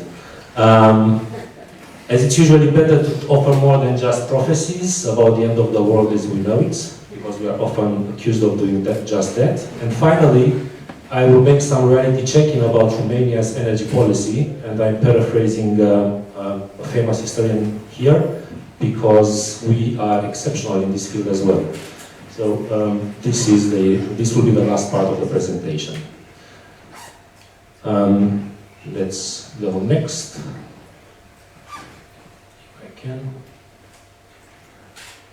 The problem at hand. Let me see how I can slide here as well. Cool. So let's first define the problem at hand. The world around us changes, and being part and parcel of it, we change with it. When we talk about climate and biodiversity breakdown, because I have to add this second crisis as well, which is basically interlinked with the first one, and they are interdependent. So in the Greenpeace language, we say that we have a double crisis, basically. So when we talk about climate and biodiversity breakdown, we talk about human-driven accelerated change. Some believe it's normal cycles of the Earth, some say it's human-induced. It matters little for us. It's happening and the consequences are unpleasant. What really matters is how do we change? No, that's not. How do we change the slide? Cool. but now I've also changed mine.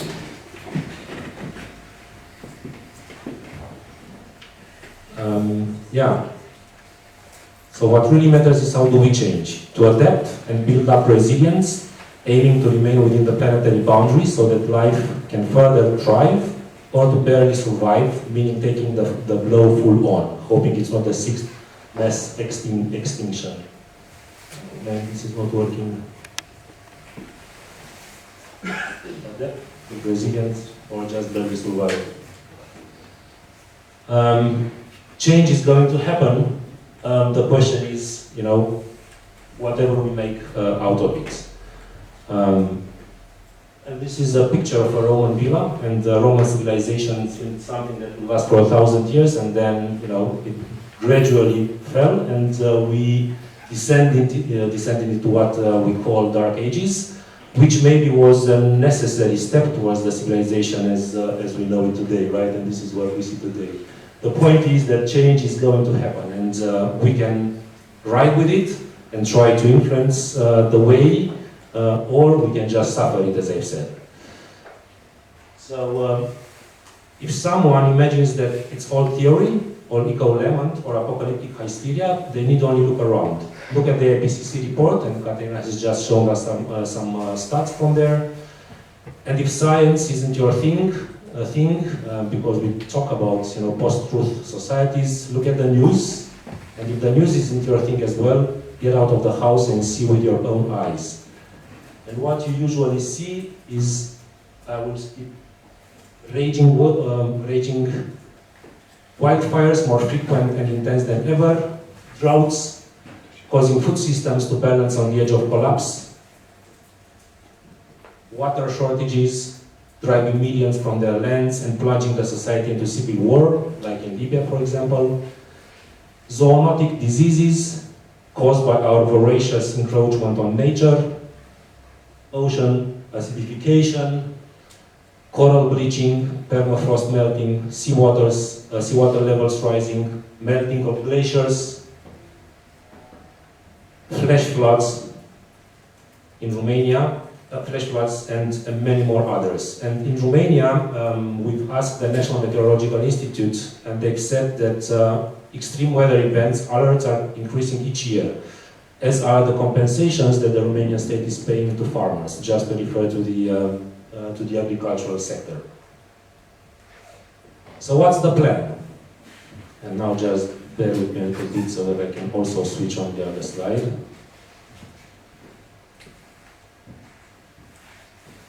Just a second.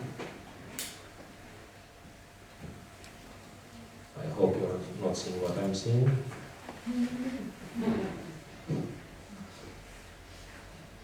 Cool.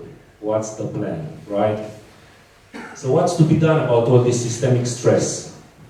So being from Greenpeace, I can tell you what we are doing. Our mission is to nurture life in all its forms, meaning to safeguard Earth's ability to sustain life, meaning to keep ourselves within the planetary boundaries.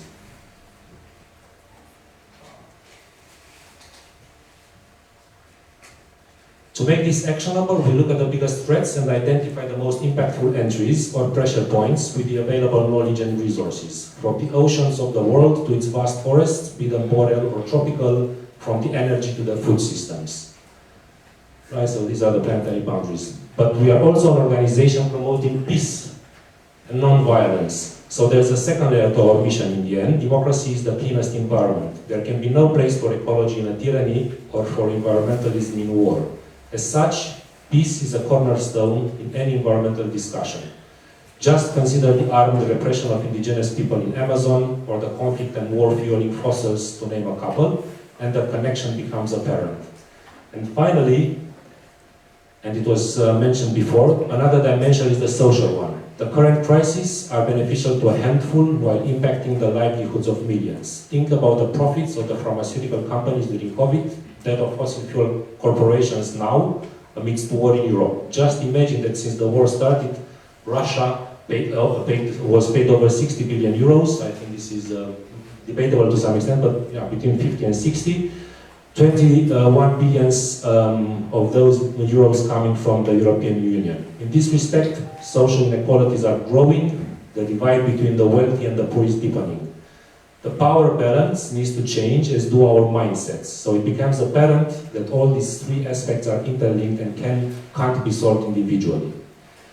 And from the perspective of the disastrous status quo, it's not within the responsibility of us humans in general, but in that of the power holders and corporations who have gained and continue to do so from this situation. Mind you, including governments who have the mandate and means to change, but instead choose to prioritize economics of money over the economics of well-being. So it's only natural that they prefer business as usual. So, answering the question we began this slide with, what's to be done about all this systemic stress, and also in response to the title of this panel, I say we are way beyond just environmental challenges and that we need to take action. In Greenpeace's vision and practice, this means to investigate, to document, to act, to expose, to act and campaign, to hold culprits accountable, to promote solutions and to bring people's minds, hearts and feet for our collective right to live in a healthy and peaceful world. Acting in our case, I have to slide back. In our case, means direct and confrontational action, but in a non-violent way. Slide back in. Next. Slide back out.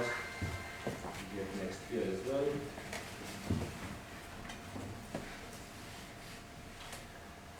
Cool. So let's make a small digression, as all of the above needs to be considered in the practical and historical context. With Putin's war in Ukraine, multiple new dimensions of our unhealthy dependence on fossil were becoming apparent. Firstly, the climate and nature crisis seems not to be the only reason for leaving the fossil past behind. Because, secondly, everyone realized that fossils are fueling wars, and not just Putin's war on Ukraine, but wars waged overseas, in the Middle East and other civil wars. There are still frozen conflicts, literally over the Arctic, over Manchuria, and God knows in what far-flung places around the globe. Thirdly, as a response to the ongoing war in Ukraine, energy security beyond fossils became a worldwide issue. How can I sustain my domestic need without compromising my freedom if I don't have gas deposits, black gold, and coal underground? Fourthly, energy independence became a national security issue for many countries. How free to make decisions are the nations when they can't be exploited, like the Republic of Moldavia, is paying triple prices to Russia and thus being contained to keep quiet on the political arena. Lastly, the answer for which EU has prepared the Repower EU plan is obviously renewable and green energy. It's local, it's freely available, and it's a diverse mix. Adding energy efficiency and a decreasing demand, and you have a solid solution. So the next slide, bear with me.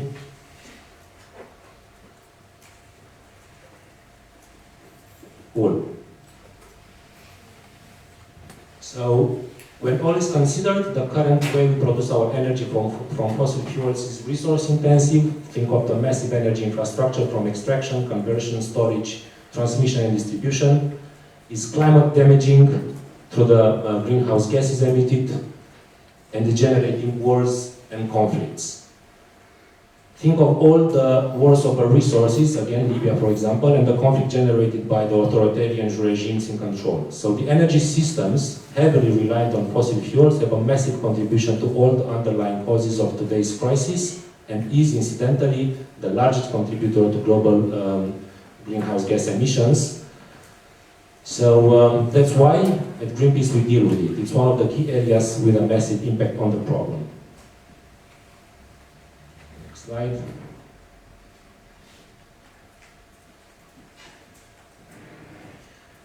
So far we have established what is the problem, what is the plan, what is basically Greenpeace doing, and what is the context we are operating in, and why are fossils so critical when we talk about climate and nature crisis and energy security. And as a side note, we could just say climate, biosphere, and energy security, as humanity's security is in the end at stake.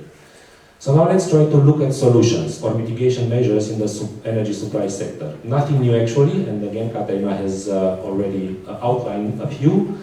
but renewed at the highest level with the latest IPCC sixth assessment mitigation of climate, sixth assessment report mitigation of climate change. The report is a bit complex, as you've already seen, but I will try to simplify. So from the energy point of view, the path is quite straightforward, and I would like to venture to say simple. Considering the risks presented by the other parts, and again, Kateřina already outlined the fact that it will cost us more doing nothing today than it will cost after the impacts will be felt direly. So we need to drop fossils from Russia, first and foremost, basically break free and clean our conscience. Then we need to drop fossils entirely by 2040. Coal is going first in 2030. Hopefully Romania will be able to actually do this, because in our plans 2032 is the coal phase-out date, but reality probably will see a real phase-out by 2028. We will need a gas phase-out by 2035, and finally an oil phase-out by 2040, right? So by 2040 we should break free of fossil fuels. Then we have to invest massively into energy efficiency and change the consumption patterns. It has already outlined before me. So the next one is investing massively into renewable energy, into research and innovation, support energy democracy, and maybe this is a new angle that I'm bringing in the whole conversation, which is a very important element in Greenpeace's vision. So energy democracy for us means prosuming and energy communities, so basically people having the means and the ability to produce and consume their own energy and share the access within an energy community. We need to invest into interconnectivity and storage, and we need to do all this by making a clear distinction between green and renewable, or just renewable, because again, it has been said before that, for example, hydropower is not that green, it's just renewable. But we will talk further down a little bit about this. So, these are the solutions, right? Again, let me just follow up with my speaker's notes. It's hard not to see the presentation and not looking at you, but yeah, we'll make this work. Yeah. So what are the false solutions, right? What are the paths that are not getting us where we need to arrive? Of course, the choices are tough, especially when one has so many alternatives which mean business as usual. So let's look a bit over the false solutions. Basically, any business as usual scenario, right? Click. No? Yes. Carbon offsetting, including carbon capture and storage, and any other plantation schemes, will create a lock-in effect, as already mentioned before. It's heavily dependent on future management of plantations, for example, and impedes usually on local communities' rights by becoming restricted areas established on their lands. It's going to be deployed too late. A forest, for example, acts like a forest, meaning provides ecosystem services after decades. So it's not going to work from one day to the next, and many others, right? The second one, bioenergy from crops and forestry. In full nature crisis, with ecosystems collapsing, it doesn't seem sane to exert even more pressure on intrinsically fragile ecosystems. Planting heavy rotation crops and trees monocultures leads to nutrients depletion of soils, to emissions from soil and subsoil disturbance, puts a strain on water and aquifers, followed by desertification. It drives deforestation for agriculture, creates simplified, unstable, and thus vulnerable ecosystems, and many more. 3, gray, blue, and pink hydrogen, right? Green hydrogen might be a mature technology someday, but gray and blue hydrogen are using conventional energy sources for the electrolysis, right? While the pink one uses nuclear energy. So all three of them are out of the question. Fourthly, nuclear, including the small modular reactors that the Romanians like so much. Here it's simple. There is no solution for the legacy part of such technology, from the toxic radioactive waste to reactors' afterlife. It needs vast amounts of water, an increasingly scarce resource. It is vulnerable to disasters, from natural ones to wars, as proven recently. It's costly and takes time to make it operational, exactly what we don't have in the midst of the crisis. So, nuclear not a solution. Hydropower, including pump and storage. The infrastructure is very harmful for riparian ecosystems, and the impact propagates far below the caption point. The effects on biodiversity, meaning the health of the ecosystem, just think about the longitudinal fragmentation of the habitats, decreased debits causing hypoxia or low oxygen levels, but also changes in temperature of the water and dryouts over summer season. So that's why it might be renewable, but it's not necessarily green.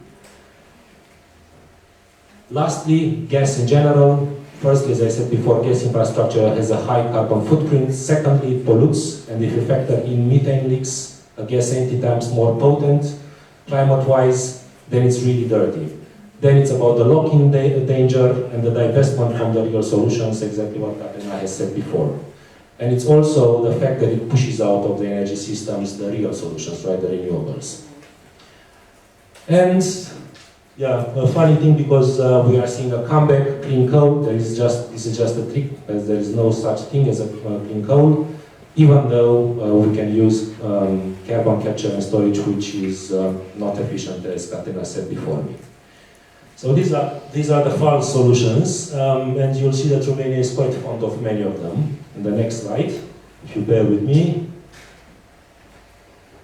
And I think this next slide will be actually the last one. Cool. Back here.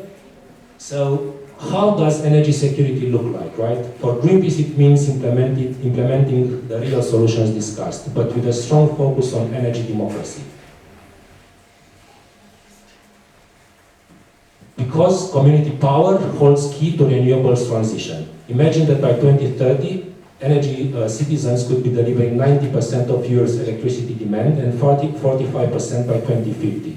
No individual reliance on massive state systems, but being able to produce the energy you consume, prosuming, as I've said, and share the surplus with an energy community. This also solves the energy poverty problem while actually having the potential to generate income. Clinging to the past would be a triple blow, denying citizens access to cheap renewable energy while using their taxes to subsidize power companies and pick up the tab for the health and climate impacts of fossil fuels. We have to keep in mind that no country has ever been invaded for its wind or its sun, that no country will be blackmailed, and no country will be vulnerable for its nuclear infrastructure. And the funny thing is that Greenpeace began as an environmental NGO fighting against nuclear, and one of the most, let's say, one of the most important arguments for us was taken lightly by the others, which was exactly the vulnerabilities of the nuclear infrastructure. But it has been proven lately with the Zaporozhye plant and the general Ukraine infrastructure during war that it's quite a real security issue. So let's not forget that in the end, energy security also means a stable climate, where extreme natural phenomena are the exception, not the rule. Also nuclear, hydropower are vulnerable in their design, one aspect that should rule them out, apart from all the ones discussed above. And I think this is the last slide, actually, because it's about Romania. Just a second. Back here. Yes. We got to the final slide. You may say that Romania is part of the most progressive climate alliance on earth, the European Union. Though true, we are continuously whimpering, quite annoying, I say. Always the backwards country coming with petty schemes, like for example, let's set the baseline for emissions reductions in the 90s, because by that time the dirty communist industry was dead and we would have to do less now. And this is something that we usually hear when talking with the energy ministries. So we are fighting the diagnostic, not the illness itself. And I'm sorry to say that this is indeed proof of the lack of vision and professionalism of the people in power, and you all know what that means actually. So let's explore some of our achievements, right? Even though we are least dependent on Russian fossils from the European Union, we did not yet decide to switch off, as did the Baltic states. though recently only Hungary and Slovakia openly opposed von der Leyen's embargo on Russian fossils. Even though Romania has enormous potential for renewable energy, there has been no new major investment in big-scale renewable energy since 2016, and just a moderate development of citizen-produced energy. Moreover, we are acting as laggards even with the pressure coming from EU. In our National Energy and Climate Plan, we proposed a target for renewable energy of just 30.7% in our energy mix for 2030, while the recommendation of the Commission was that we aim for 34%. Instead, we are going for the most expensive and climate-damaging pseudo-solutions like nuclear and offshore gas, right? And we touched previously on gas and nuclear, but it's worth mentioning here the miraculous small modular reactors, right? Because it has been heavily discussed in the media, lately. So small modular reactors are even worse than regular plants, right? They are approved only on paper. The final approval requires building. There has been no small modular reactor built, so Romania will sort of be on the cutting edge and will become the testing ground. There are problems with the economies of scale. A small modular reactor is just a normal reactor, but smaller, so the cost per kilowatt will be higher in the end. And there's also the issue of opportunity, right? The time required to build one, never mind many, is not fast-paced enough to solve the energy crisis and the climate crisis. And as far as gas goes, I would add that all national plans for expanding gas infrastructure only cover for another 300,000 people being connected to the grid, out of, for example, 3.5 million households that are reliant on forest biomass for heating and cooking. And I almost forgot, offshore means investing in a conflict zone, right? Additionally, just to sort of pile up the evidence against our country, we are not capable to plan in coordination. The National Energy Strategy, done 10 years later than needed, has little to do with today's realities, being a copy-paste of plans from the 70s, and has little to do with the National Energy and Climate Plan, which was anyhow heavily criticized by the European Commission. Not to mention the long-term climate strategy, which is missing altogether. And on top of this, there's no cross-cutting approach, no integration with other relevant strategies like the biodiversity or forestry ones. So in the end, let's be positive though, and do more than hope that by doing close to nothing, things will improve by themselves. And this is it for me. Sorry for all the technical problems, and hopefully we'll have the chance to answer questions and be more fluent then. Thank you.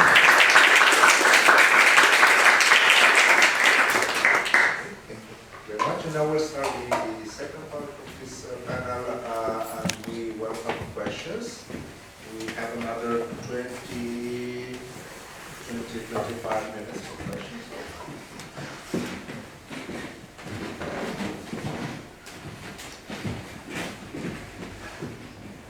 Okay, hello, I'm Mihai from SNSPA.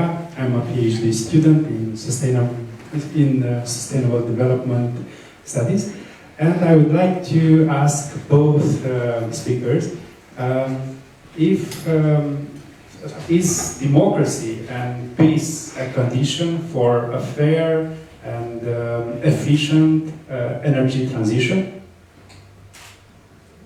Let's see another one. Questions.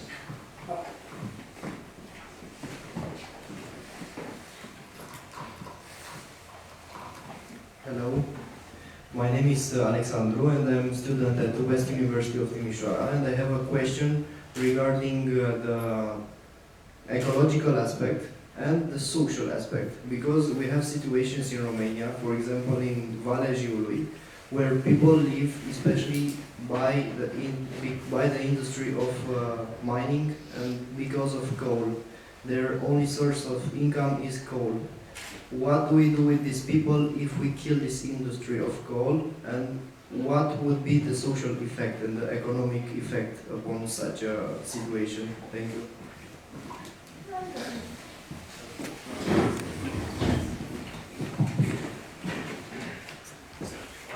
Hello, I'm Andrei. I am from the University of UBV Napoca. I'm studying international relations and European studies. studies. My question would be mainly regarding also the social aspect and specifically about urbanization. We've seen a lot of Western countries and especially northern countries approaching, so to say, more an anti-car infrastructure in order to encourage public transportation. What do we do in countries such as Romania, where the mainly the idea of owning your own car and specifically having that element of private property is still heavily emphasized? Because in order to move towards encouraging more public means of transportation, it would be difficult to actually change the entire paradigm. Thank you. Now we start the first round of answers. Yeah, thank you. So I'll start with the first question regarding democracies. I mean, it's good you asked if the green transition can be fair and efficient. I think in non-democratic regimes, China, for example, comes to mind. We can't say it's a full democracy, such as we have in the EU. They are quite efficient in reaping the benefits of the green transition. They take it from a very, I would say, a capitalist perspective. Actually, they see there's new markets opening, there's lots of demand. They know that there will be a need for example, lots of new raw materials to create solar panels, batteries, and so on. And they actually manage to control lots of these supplies of these raw materials already, because they know that's the future, and there's going to be an increased demand for that. And they invest heavily into research and development of these green technologies. So I would say it is quite efficient, but I wouldn't say it's fair. And I think we can't decouple these two. So really, in ideal world, the transition should really be both efficient and fair, because if it's not fair, then it's really just another sort of exploitation of people, of other natural resources than fossil fuels, but minerals and so on. So I would say that democracy is crucial to make it fair and efficient at the same time. But we might see countries that are not democratic already getting ahead in this so-called green race for the new resources that are going to be needed. Most of the solar panels and electric vehicles are now built in China, not in Europe or the US. So it is a problem, I think. We're probably going to come to that later on in the future when the green transition really gets underway, because I would say we're still at the beginning of it. Yeah, like I would say definitely democracy is key to making it fair as well. And should I take the other questions? Okay, sorry, what was the second one? It was about the, but maybe I can answer that because it's about... Oh yeah, it was the Romanian the mining region. Okay, well we can swap and then I can maybe say a few more later.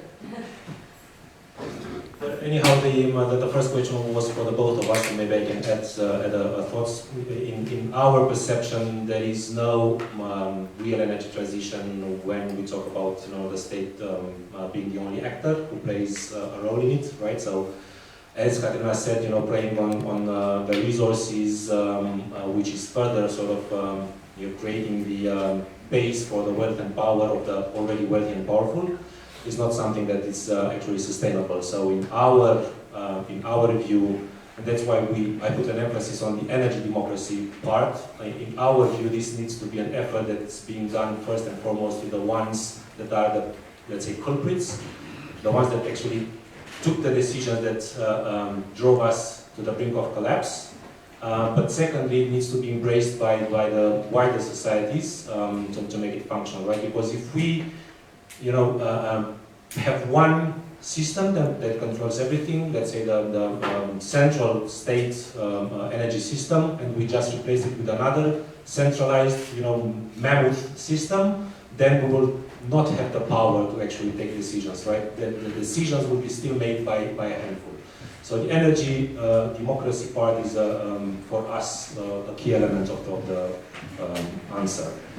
Secondly, what to do about the mining communities. I think this is, again, another perfect example of responsibility. The idea of creating mono-industrial areas is not something that we look favorably upon, of course, and this is what has been happening, unfortunately, in the Jiu Valley, and not only. You can actually look to the north part of Oltenia, in the Bukurešť, where we are having the Oltenia energy complex, and they have to go now through one of the most painful sort of coal phase outs. I would say the most one, because in the one in Babeș-Bolyai was quite painful with miners coming to Bucharest, as you all maybe remember or at least learned. So what we need to do, and what we are actually doing individually as an organization, but also what the European Union is doing, is creating funds to serve the economic transitions of these regions, right? And there is the Just Transition Fund, which is being offered, and we at Greenpeace Romania, for example, are quite in touch with the syndicates, with the miners, with the local authorities, with the central authorities that are managing these funds. And actually we are more than in touch. We are sort of writing together with them the proposals to go forward, the commission to be financed through this Just Transition Fund, right? And more so, we have already done, because we knew that this will be coming. Of course, there was no secret that coal phase out will be coming one day. We have been doing commissioning and delivering a study on the potential of economic diversification in Bukurešť, mainly. Right, so there are these funds, there are this money. It's just about the capacity of the stakeholders to use them wisely, and not to create another more industrial area in which locked in gas probably, or in other false solutions, but actually deliver economic diversification. And maybe also respond a little to the last one and then pass it on to you again. Yes, one of the key elements in Greenpeace's philosophy is also not only challenging the power dynamics and the power holders, but also, as I've said, trying to influence a little bit the mindsets, right, of the people. That's why I've said at one point that we want the minds, hearts, and feet of the people sort of marching and thinking and feeling in the right direction. And the key element, the big element to it, is the let's say mobilization and engagement. It has been discussed previously in the previous panel, how important it is that we are actually participating, not just through our vote, but by continuing to think, continue to act in different ways towards the shared values and ideals. And I think, yeah, everyone in Romania, because we are not a poor country, but a poorly governed country, and there is a big social divide between the classes in Romania. Actually, I think we still lack the middle class in Romania, just a very feeble one, slowly emerging. Anyhow, I think this sort of mindset shift is going to take a while, but it can be achieved, one, through visionary leadership. I always give the example of internet, right? In countries like, for example, Germany, they were still dialing up when we had the most, let's say, not the most, but when we had speeds and wireless and so on and so forth, right? Because we were able to actually jump over some stages and implement the latest in the technology, right? We need to have the capacity and vision to actually do this in this respect as well. And again, there is a how should I put it? It has been said before by Kateřina that maybe conservation, let's say, is not cheap, right? It's quite costly. But if we don't act now, right, the effects of our inactions now will be even more costly in the future, right? So from this perspective, we have to see or have to address all these sort of burning and pressing and dire issues. We think that there is no resolution to it. So just to cut it short, in our way of thinking and acting, the solutions are there. We just have to change our mindsets and gradually get there. Public transport, being efficient, affordable, interconnectivity, but on railway, right? So not more highways, not more sort of planes and so on and so forth. Alternative transport. So the solutions are there. We just have to think forward and actually be able to think radically. And this is one key principle of Greenpeace. Radical, not in the sense of being anarchic or being radical in this sense, but radical in the etymological sense, right? Or going back to the roots, finding out what the root cause is and addressing actually that. So I think we have the maturity to go over this image of consumption, of having a house or many houses, cars, and everything. Okay, so give the mic to Kateřina, then we'll have another round of questions. So we also have a question for the. Okay, so to the last question, I mean, it is true that, for example, in Czech Republic, whenever there are some sociological surveys, people really view cars as something they don't want to compromise on. They don't like when somebody's proposing something that would touch their cars, because in their minds it's linked to some sort of freedom. But I think if we were to just wait for the society to develop and view it differently, then we are running out of time, because emissions from transport are rising every year and it's really hard to tackle it. So there are a couple of things that we can do to sort of help change this mindset. So one of them is, for example, through regulation of how individual cars are depicted in commercials. They've started doing something like that in France, that now in every car commercial you have to also include information, I think, about the emissions and how much of it could be saved if you, for example, took up a bike instead. But we can go even further, because I think commercials for cars right now, they're trying to sell us this idea that when you have the car you can drive on a coastal road and you're completely free and it's beautiful, but the reality is that 90% of the time the car is standing, you're just paying for the parking, and the rest 10%, most of it is stuck in a traffic jam because there are other people like you that want to take the car. So if we had a fair commercials for cars, we would just see a huge traffic jam in Bucharest or Prague. So that could be one thing. We managed to ban, for example, commercials for smoking because we perceived it as something bad for the whole society. So why should a private company advertise it and make money off it? So I think something similar might actually happen to petrol and diesel cars, because the dream they're selling is not simply true, and if we are to reach net zero emissions by 2050, then we do have to do something about individual car transport, because it's one of the fastest growing sources of emissions that we have right now. And maybe one more thing I wanted to add. The current energy crisis also means that the prices of petrol and diesel are going up, and lots of governments are trying to introduce ways how to actually decrease the cost for the consumers, for the households. We can also look at it from a different perspective and use it to actually support other ways of transport other than individual car transport. So either public transport or cycling, because in the 1970s, when there were the oil shocks, for example, Denmark started introducing the cycling as a good solution to it. They started building the cycling infrastructure in cities and so on. And right now we see Denmark as a country that always had cyclists. We feel like it's always been that way, but it hasn't. They actually had a major problem with cars in the 70s, and they used it as an opportunity to change the status quo. And I think right now is another opportunity like that. So we could do that, but the perception of a car as a status thing and as a personal freedom thing, it's something that it's going to be hard to tackle. But I think without some sort of push from the authorities, it's also going to be hard to just wait for society to come to that themselves. I think that some sort of a regulation should actually be used. And I will use my privilege as moderator to hold back two small points.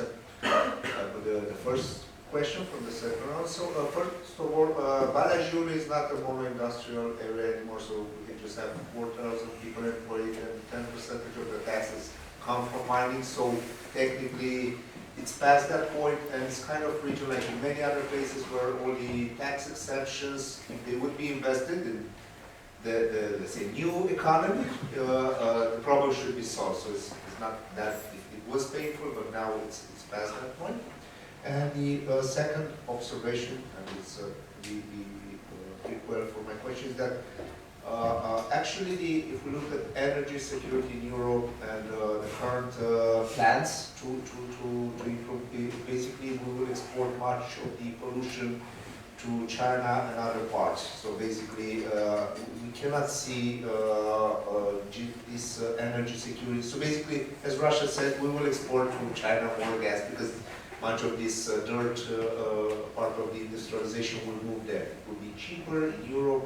We will not pollute. We will be very happy. We don't consume gas, but we will, for example, use the cars for electric cars, the batteries in China. So we will be said, look, we saved our source, we saved the planet, but actually, because most production chains are international, we cannot just solve it in Europe. So it's impossible. And my question for both presenters is, why do you think that the EU, although has a huge, very ambitious targets, even in packages like Fit for 55, you show that actually the effects will be just like 20% in cutting in emission, although the EU wants to give up on all sorts of energies. And if you have some other questions, and then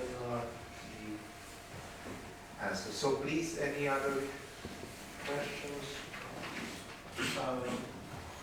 The question comes after what Kateřina was saying about Denmark. I wish Bucharest would look like Copenhagen, but so far it didn't happen. So the question is whether, I don't know, Greenpeace or any other organizations kind of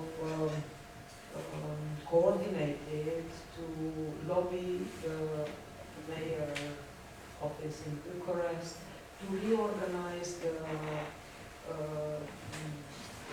routes of public transportation, because I think this is a very important issue, and I think by reorganizing the public transportation, the number of cars would decrease. I think that nobody wants to be stuck in the traffic for 1 hour to travel 4 kilometers. So, yeah, and particularly that we have now a mayor who is actually open to this issue, and he was talking about it. In principle, yeah, I know. I mean, the mayor is, it's overwhelmed, I think, with many questions. Any questions? Okay, so behind that will. I have another question about energy efficiency. Is this a real solution to reduce emissions and to have a good energy transition? Thank you. Okay, so we'll start the last round of answers. Okay, so I think I'll start with your question first. I mean, you did touch upon some of the very crucial questions that still are hanging in the air.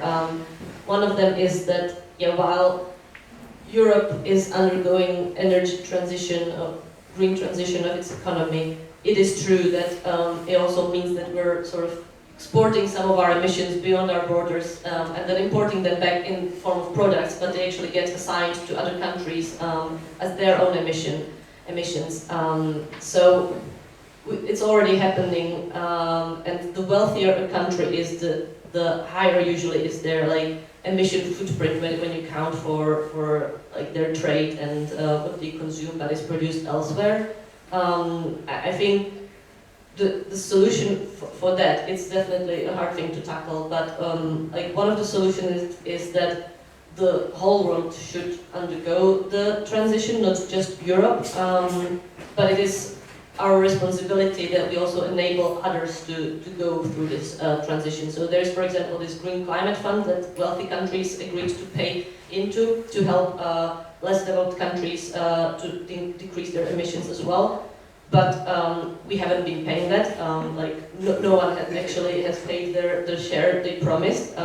So it also doesn't look very good when you then have the COP conference where we ask other countries to increase their targets, but we're actually not delivering on our promises.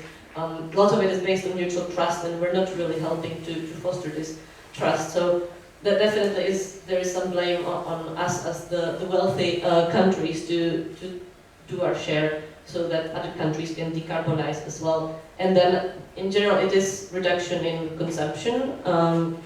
Like some call it degrowth or post-growth societies. I think without changing our views of what growth means and what prosperity means, we're never going to achieve the emissions targets, because if we just think that we can keep on consuming as we have so far, just switch one product for another, which is less emission intensive, it still wouldn't help with, for example, the biodiversity crisis or with the resource crisis and so on. So yeah, I think those two are the solutions. And then you also mentioned that the argument that even if EU decreases its emissions, it's still only going to be a fraction of the global emissions. Then yeah, again, that is true. But I think we need to, because we're responsible for most of the historical emissions. We've developed thanks to emitting a lot, and now we want other countries to sort of jump over that phase and go straight into this green development, sustainable development. And again, I think it comes back to us taking up the responsibility for this and helping other countries with the transition as well, because only then all of us can reduce the emissions as necessary. Do you want to now take some? 5 minutes. Okay. So Because actually you want on the energy efficiency part. Oh yeah, energy efficiency. I mean, yeah, it is so there's this principle, energy efficiency first, that first of all you should try to reduce the consumption of energy and only then try to replace the leftover energy with other sources. And I do believe that it holds true. It was also supported by the IPCC report and other major reports. There's sometimes quoted this paradox that if you reduce efficiency, it actually means that you start producing more because it becomes cheaper. But it was based on industrial processes in 19th century Britain, on a very specific case, which I think it doesn't hold truth for the rest of the society. And especially for example, energy efficiency in houses, where you renovate the houses to consume less. I think that's just a win-win. There's no, I can't really see any drawback to that. Yeah, so I think you answered you answered the question. What I can add is that well, there is no single solution. So definitely energy efficiency is part of the solution. But at least from the slide that maybe I went too fast through it, there is a number of solutions that are all interlinked. And indeed, reducing consumption means also energy efficiency, but it also means reducing consumption of energy means energy efficiency, but it also means sort of a different mindset, right? Consuming less. And I think it's quite a big debate now about indeed degrowth or post-growth. And I think we are a little bit stuck with this sort of economic idea of the money being the sort of the only value that we build our societies around, right? So that's why I was putting up in the presentation the economy of well-being. There are so many more other values that matter for our own well-being on this earth, like love, relations, relaxing in nature, or whatever you just name it. And these cannot be sort of turned into money. It doesn't matter how much you try. So I think this whole idea of degrowth has a more complex set of attached discussions to it. So yeah, I would add this as well. And there was, maybe something else that I will not go into. What was the mayor question? The mayor question. Yes, maybe a small footnote. We as Greenpeace, even though we are a local office here, we act as a global organization, so generally we look to be strategically impactful, right? So we deal with the big problems. And also keep some national relevance, right? So we had briefly a campaign on transport, because solving the transport in Bucharest is not going to have a big impact on the world scale. But briefly, we developed a transport campaign. We actually managed to have a discussion with the current mayor. We were very hopeful after the last elections, but indeed he's totally swallowed by bureaucracy and, as they say, the second layer of clerks and the third one, the fourth one, and the opposition in the council, right? So there is little room now to change. But indeed, I also think, and getting back to your question, I also think that the vast majority of us in Bucharest, let's say, will choose sort of public transport if it's efficient and cheap over private car ownership and usage.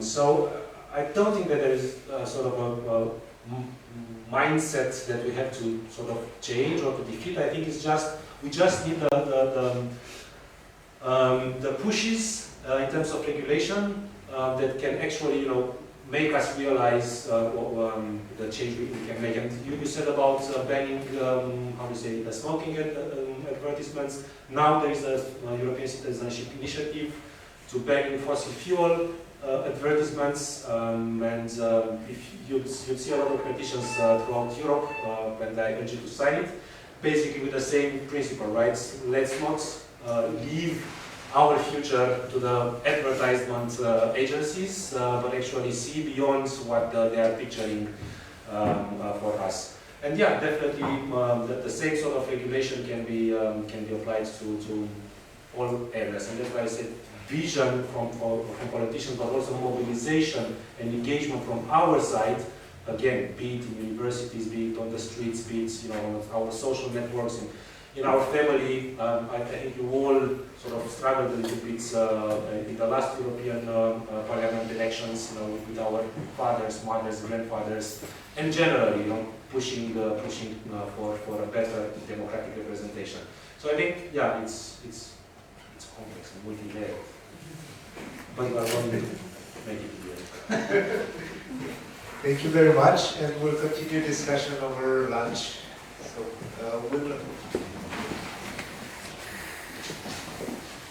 thank you very much to all our speakers and the moderator, Valentin, and Kateřina. Thank you also for your participation. At this point, we are switching off the streamline, and we are having lunch.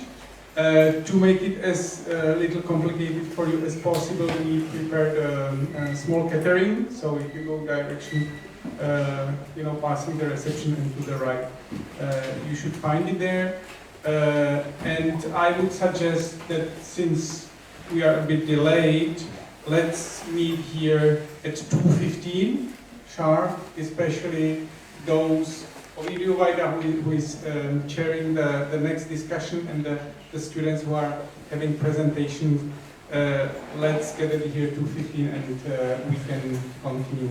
Yeah. Otherwise, the room where the lunch is or where the food is not so big. So feel free to spread here in the lobby. There are some tables, wherever you find convenient space. Yeah. So bon appetit and see you soon.